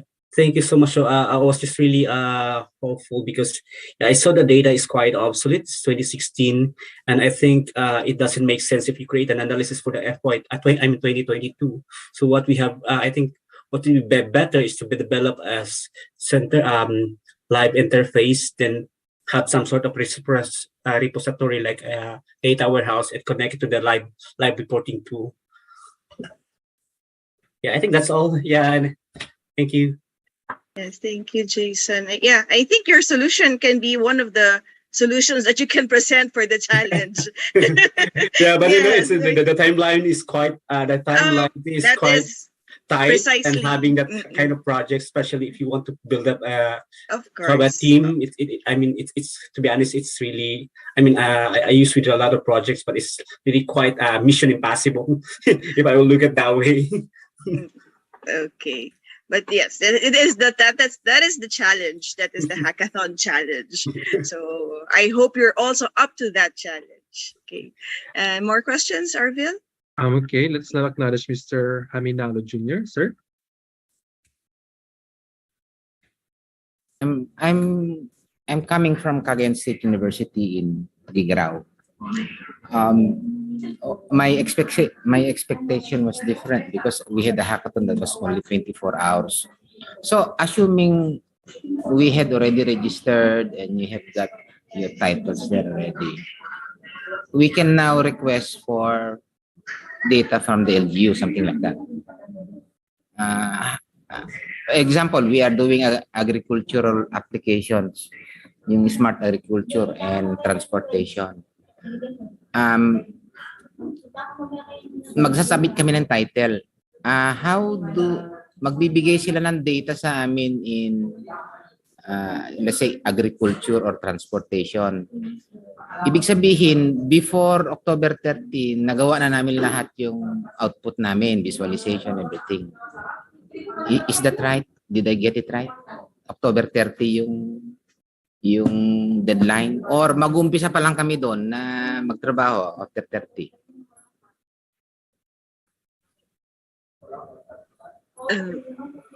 Okay, yes. Sir Fernanda, no? Yes. Yes, okay. Based on the mechanics earlier mentioned, I will think, RD, I think you are best to answer this question. Yes. So I think, sir, you're pertaining to the submission of the output. So, and the availability of the data that you will use. So based on our mechanics, the data sets are actually already available in the portal. So you can just download them, click on the challenge, and then click on the data sets. And then you can download the data sets that you will use in the challenge. And then for the submission, you can just put the link in a Google Drive, or if you know a GitHub repository, you can put the link in there and then click save, so that your entry submission will be credited and then will be recorded in the portal. So just make sure that the link and the actual Google Drive or the repository is actually viewable by the public. So para hindi siya restricted at makita namin yung inyong ginawang outputs. Okay, second question. If we have developed already an application or some sort of a business model, do we need to study the data of LGU Cauayan? If let's say generic yung aming application, it can be used in any city. Do we need to download that data or mag-propose lang kami ng solution in a form of an app or a system? Do we need to understand again open data or mag-submit lang kami ng proposal namin like a 24 hours hackathon? Because we have developed a few systems already in transportation and smart agriculture. Ganun lang. I might not be able to analyze the data pero meron kaming entry in software app. Yeah, so I think that would be more applicable to the hackathon instead of the open data challenge. But I think for this one, Dane could or Miss Pam could provide further context. Yeah, if I may start, Ms. Pam. Regarding to that, sir, I believe, based on my understanding, you have already an existing one that you might want to submit to us. That's good. Here po sa Sparta, we are emphasizing the relevance po. That's why we list down the priority challenges and we employ data sets. These data sets are intended talaga to address these pressing concerns ng mga challenges we have in Sparta and the city of Cauayan. So with significance and relevance, it is ideal to make use of that data sets and transform it into innovations in such a way that this is consistent to the vision of the city of Cauayan to address a specific challenge. Yeah, ganito yan. We have a working prototype or application already. So irregardless kung anong data doon sa Cauayan, it's still applicable in agriculture and transport. Tama ba sinasabi ko? If you get me what is right. Halimbawa ako, mag-offer ako sa inyo ng e-vehicle na merong mobile app for booking for goods and transport point-to-point delivery of people and goods. With or without that data, I can still join. Tama ba? Yes, sir.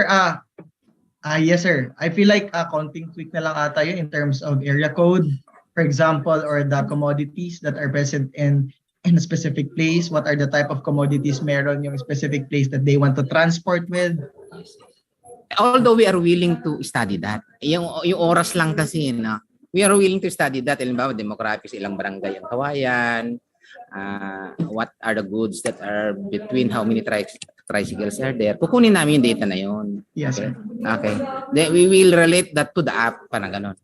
Yes, okay. sir. Okay, that we can work with that. Kasi hindi ko alam yung hackathon saka open data. I thought they were one. So, napaghalo ko yun. Sorry lang ata. I'm more on the hackathon side, not on the open data. Although, we will try to do probably some sort of blogs because we have animation here. Magaling sila gumawa ng video related to our project again. Yung the same din agriculture sa transport. Yun lang po. Salamat po. Greetings from CSU Carig, Tugigaraw. I think, Sir Fernando, what you are trying to emphasize is you are scaling your available application, right? And then some sort of tweaking. I think it's more like franchising to the Cauayan city itself. Yes. So I do understand that you don't need the data. You just need the application, some sort of tweaking, and use that application to gather data for future analysis. Yeah, because we are on the advanced stage na for funding. Wala kasi nagpopondo dun sa... nakarating na nga kami sa Indonesia doon sa Sundo. No? Isinali namin sa Indonesia ito sa Garuda. No? Nakarating na kami. The same concept. Sabi nila, next year, sabi niya, you get some Indonesian partners para mailagay mo yung Indonesian perspective doon sa Philippine problem, sabi niya. So, we were top 23 there. So, hopefully we can make things out with the academics here in CSU and Cauayan. 100,000 nga ang napanalunan namin sa Cold Smart noon, at third place kami sa Impact Hub Cauayan. And until now we're still looking for funding. We are looking for 5 million seed funding for that. Kasi IoT kasi siya, energy management. Salamat po. I'll just add to it, no, sir. Thank you. I mean, I'm happy that you were able to create. Siguro, one of the solutions that you could use if you're joining this hackathon and open data challenge is to apply. Sabi nyo nga po, it's generic. So why not use the data sets available and see if it works, tapos it creates the data that you need. You can submit the new data for the open data challenge and the solution in your hackathon. And you're not limited naman po to joining just one challenge. You can join multiple challenges as long as you are an individual or with your same team. Bawal lang po na multiple teams different in same challenges or multiple challenges. Yun po. Thank you po, sir. One person can join multiple teams? One person can join multiple challenges. Bawal po ang multiple teams. Okay. Yes. Thank you po. Just to close it out lang, if I may. I'd like for us to be able to increase our chances of winning. And I personally know most of the judges that Pam will hire or take na, or even the mentors. Literally friends ko sila sa Facebook. The way you will win this hackathon is to relate your project to an existing problem. The only way you will be able to relate your project to an existing problem is to look at the data. There is no other way. Not reading Reddit, not reading the news, not watching whatever, YouTube. I understand we do not have the time. We never have the time, even if we have a 4,000 strong company, right? What I'm trying to say is, in order to increase our chances of winning, relate your project to a problem. Honestly, if we are not able to relate our project to our problem, it's still okay. If that's the question, alam mo yan, we can still submit.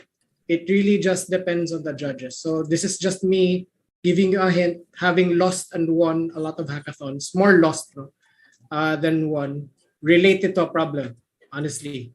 That's really my only my only hint here. But thanks, Pam, for the time.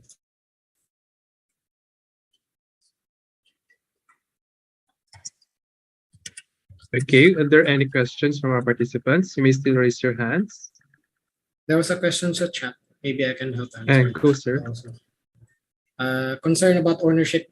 So this is my topic, open data and hackathon and open source software.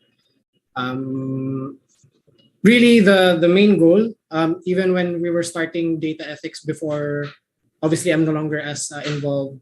And now Pam is the one managing DAP and Sparta is obviously managing Sparta. We are always trying to push forward for open everything. Open data, open software, open everything. No? So I'd like to suggest maybe that we are more open to collaboration to everyone, and copywriting or patenting a project or an intellectual property really hinders that push for open source collaboration. And in fact, that's really the direction of the world, no? Is to open source stuff. Even the AI that we build, there's an open source sort of aspect to all of it, even if it's patented, no? But really, for this hackathon, I guess to answer the question, no, to kill the question, no, we do not recommend it to be patented or intellectually propertized, whatever that term is. Let's push for open data, open software. Thank you. Thank you, sir, for that answer. Any other questions from our participants or in the chat box? Let me just check. Okay, just answered.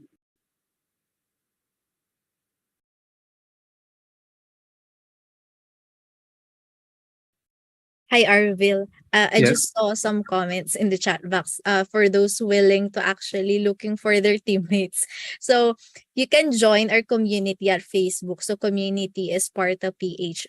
and then you can ask there with your fellow Spartans or your fellow data science and analytics enthusiasts, and then form a team. So just post there and say you're looking for a teammate. So you can use that space to find your teammates to join the Hackathon and Open Data Challenge. So community Sparta PH. Last na lang, I guess there was a comment here by Sir Jason. Thank you for this. We need the objective and problem statement. This is not a question, no, this is just a statement. I just want to emphasize na usually in the hackathons, agree, nagsasabi na agad ng problem, no? Like, I want you to solve the water problem of El Nido, Palawan. Ganyan. Build something. Alam mo yan? The way that Sparta and that does their hackathons, no, is here's an entire gigantic city like Butuan where I actually live. So congratulations to the winners. No? Do something. Ganun siya. No? So it's usually, I give you an entire focus of an entire city, of an entire province. Do something about it. There's data everywhere, literally everywhere. And if you're looking for a problem, ang dami nating problema. Alam mo yun. We all have different problems. What's really good lang with being able to hyper-focus into a single city, not an entire country or entire world, is each city has a different problem. Like Butuan City before, I didn't join that hackathon, but Butuan City is a timber city. So I don't know if somebody created like a solution for that, but I would focus there. Like what's happening with the greenery, I should create like a satellite data pulling API so that I can pull volume of trees being cut, for example. Just a quick example. So I don't know what Cauayan's sort of specialization is, but I would focus there and go and create my solution there. And I guess my closing statement would be, if you have a solution that's looking for a problem, you're already 50% there. Just bridge the 50%. You're already better than 99% of the participants who don't have a solution nor a problem. Alam mo yun? So, onti na lang. Onting tweak na lang talaga. Thank you, Save. Actually, dun sa challenges, there were already identified challenges. So, easier for them kasi may issues na na-identify ang Cauayan City. There was a phone-in question earlier in the chat that they were asking for someone who is a newbie, what is the best way or best submission that she can do to apply their learnings. Any input on that? Recording stopped. Gawin. Recording stopped. Recording in progress. Yeah, sorry, nawawala. Okay. Is there parang a newbie, sort of a newbie project that they can do, or as a to answer the challenge or the hackathon? May ganun bang level in terms of solutions? Is that directed to anyone naman? Is that question directed? Kahit sa'yo, okay na yun. So, always my focus on any hackathon, but obviously I don't win many hackathons. No? It's really to get access to data. That's why we really have a separate challenge for the data. Because, for example, when I was talking to Pam about this problem of having two different challenges for the same city, for open data and for hackathon. It's basically like, okay, for example, I am a storm-stricken place, right, Cauayan. I have many dams around me, for example. What can I do to have like an early warning system for all the dams to keep track of them to see the outflow, for example? So then what do I submit to the hackathon? I submit to the hackathon an application that actually does a notification system that broadcasts it for free, for example, through text or whatever, to everyone around me that says, okay, the dam that is 2 kilometers away from me, for example, Magat, that's not 2 kilometers away from Cauayan, will now be outputting this much inflow or outflow. That data is actually available. I'm not spitting out random numbers. Outflow numbers from dams are actually available. I forget. NIA by National Irrigation Administration. That's very clear that's very near to Cauayan. So basically, what I'm trying to say is the first one is I'm gonna build a notification system to solve that problem because we don't have ABS-CBN anymore. Not a lot of people are able to be notified if we have outflow from dams, and you know that outflow from dams always precedes floods, right? So that's a good warning alert already. So you don't have a warning alert for flood, you have a warning alert for outflow of dams. Gets ba? Kasi you're always predicting the future. No? You're not trying to be alerted for flood kasi dali lang baha na. Diba? It's always na, may outflow na yung dam. Okay, we might as well go away. That's the hackathon submission. The open data submission would be making that data from NIA accessible to everyone.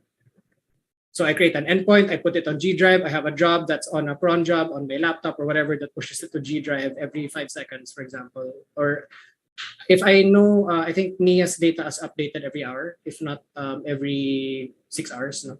They have a forecast kasi of what the data outflow goes. So with that, you're solving one problem but submitting to 2 challenges. That also gives you a separation of what those 2 challenges are actually about, right? Because open data allows you to further other research on that data. Your hackathon actually tries to solve the problem right now. So hopefully that's a very simplistic approach. Now I know Magat and Ambuklao and Binga and I forget that other the one that's downstream Magat. I forget what dam that is, but yeah, those are basically very close to you. You might as well keep track of them for flood notification. Just an idea. That's a very newbie kasi the data is available. Hanapin nyo lang siya sa NIA. So. Okay, thank you, Xavier. Okay, we have another question from Mr. Haminola again, sir. This is not a question, just a comment. Okay, sir. Actually, we tried getting that data from yung open data sa flood, yung project NOAA dito sa Cagayan Valley. Unfortunately, 95% of those 20 sensors are dead. Yung project NOAA. That's why we cannot do anything. Sabi nagtuturuan nga ang DOST sa yung pag-asa na how can you predict the flood is 95% of those sensors sa Project NOAA are dead. 2018 pa. Di ba? Some of them have been dead for 6 years already. Agreed. Yun lang. Even the project is dead. Project NOAA is 95%. Yes.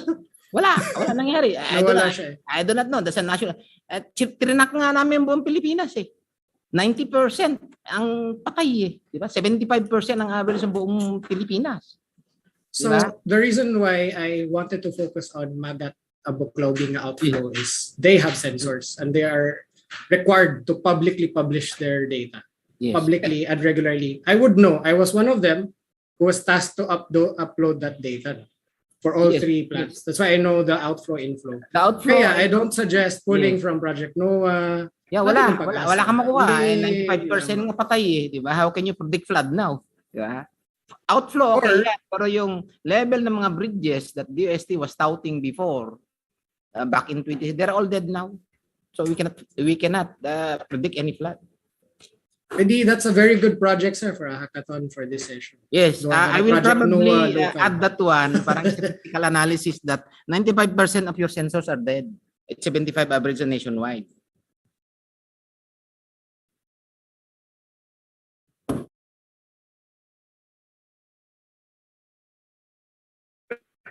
Questions? May question yet? Okay. Thank you, Mr. Haminola, for your message. There's one question here. Basically, is the hackathon or the Open Data Challenge equivalent to the Spartak Pathway Capstone? I believe this would be a question for the Spartak team, Ms. Pam or Dane or Ms. RB. Okay, so I'll answer that one. Okay, so yes, actually you can swap or you can use your hackathon submission or output as your pathway capstone course. So if you remember, we have 6 main pathways in Sparta, right? And then at the end of completing all your required electives and core courses, you are required to do some application of all your learning. So sort of like a mini thesis for your pathway completion in order to complete your main learning track.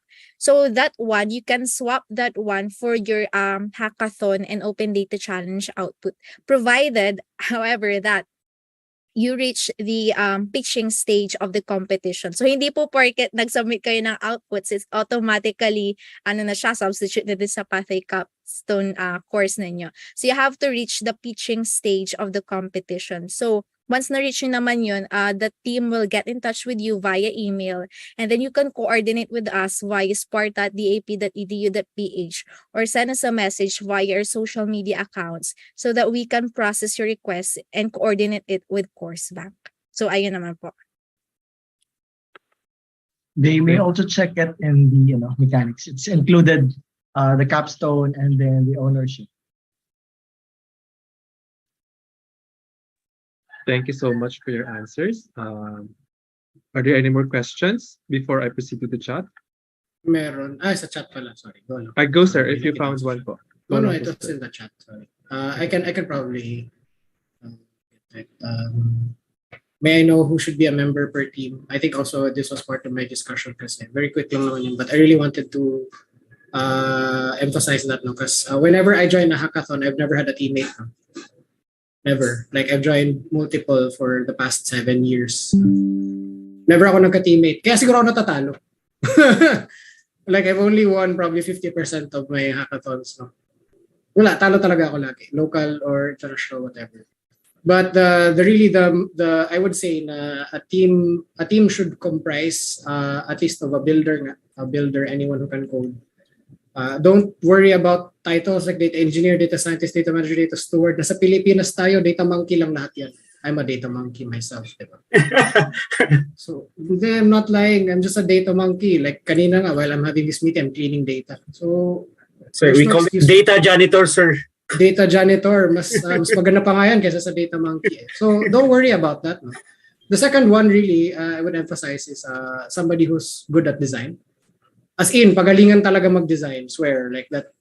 I know the judges, again, obviously some of them probably not so much, but pagalingan ng design, put lipstick on a pig, mas mananalo siya. And then third, really is somebody who knows product, like product research, product development, somebody who actually knows the problem of consumers or people, for example.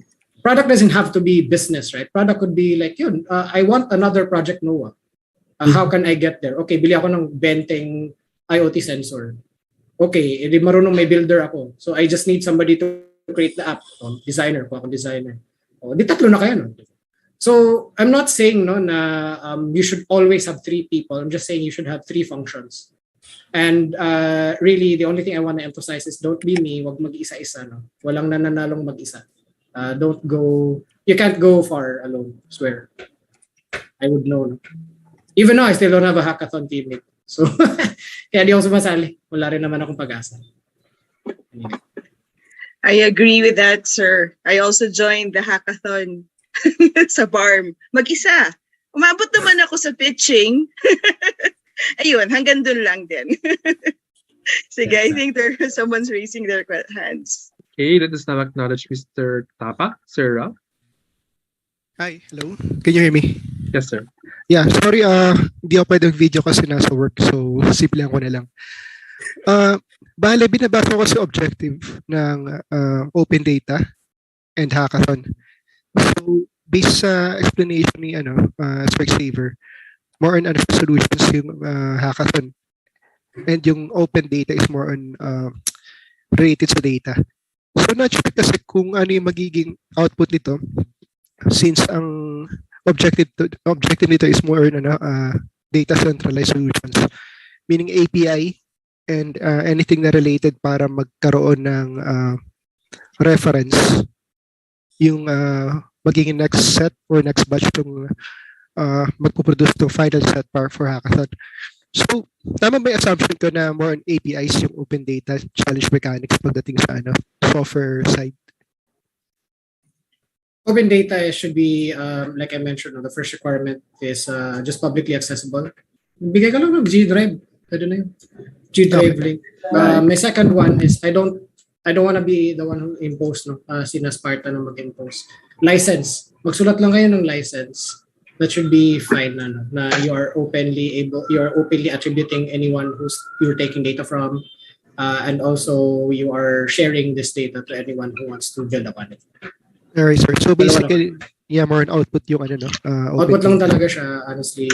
You can put it in a Kaggle, as long as it's open source, Kaggle link, something you can share. Yeah. Dropbox. Yes, sir. Kasi chinag ko po yung portal. Isa lang yung entry doon sa hackathon. And mostly, open data yung sa risk management yata yan. So, medyo limited yata yung choices pagdating sa hackathon site. If risk siya, sir, may suggestion ako sa inyo. If risk siya, you push this is from an experience of submitting a hackathon.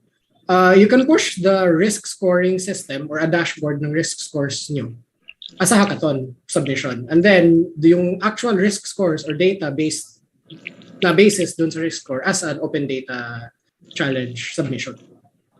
Okay. Dalawa pa rin yung sinasubmitan nyo.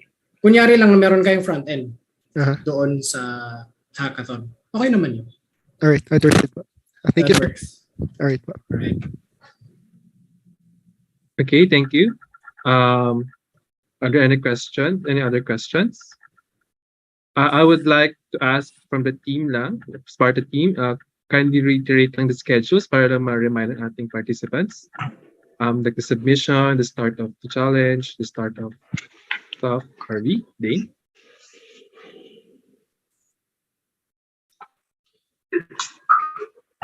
Okay, so I'll share or sabihin ko na lang. So again, important dates to remember. So for registration, team creation and joining of challenges, so you have until October 24, 2022 at 11:59 p.m. And then entry submission, it will start on October 25, 2022 at 12 o'clock a.m. until October 30, 2022 at 11:59 p.m. Pero during the registration, team creation, and joining challenges, you can actually start thinking about your output na. You don't have to wait until October 25 to actually, create your output. So, ayun. So, October 25 to October 30, that is the entry submission deadline. And of course, we also flash kanina yung ating qualifying and finals phase. So that is November 3 to 14, 2022. That is the qualifying phase. And then the finals phase is on November 29, 2022. So don't worry because we will put reminders on our social media pages naman. So you can regularly check our social media channels at Project Sparta PH. Okay, if you have any other inputs po, Arvil? Are there any other questions from our participants? Last call. 5, 4, 3, 2, 1. Okay, there seems to be none. So for further questions and clarifications, you may forward them to sparta@tap.edu.ph. Again, that is sparta@tap.edu.ph. And the project team would answer you eventually. So yeah.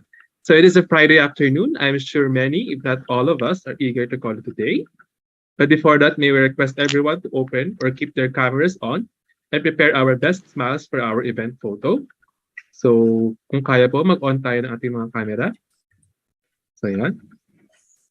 May we have Ms. Therese Fernandez to do the honors of taking the screen capture. Yeah. On your cue.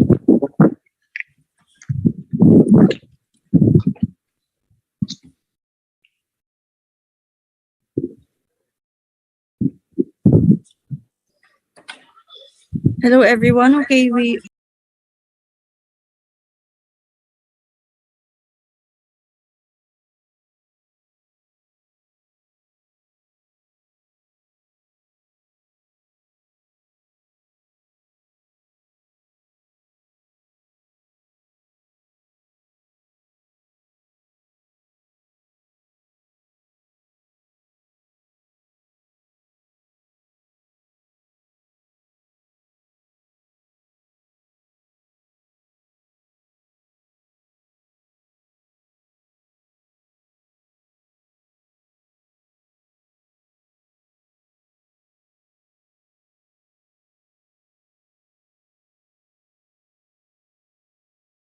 evaluation forms flashing on your screens.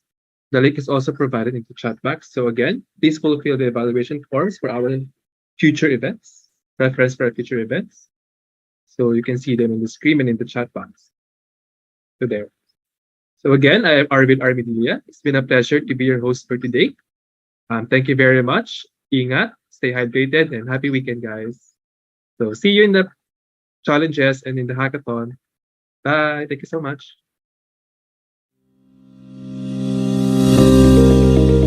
Thank you, everyone. Bye. Recording stopped.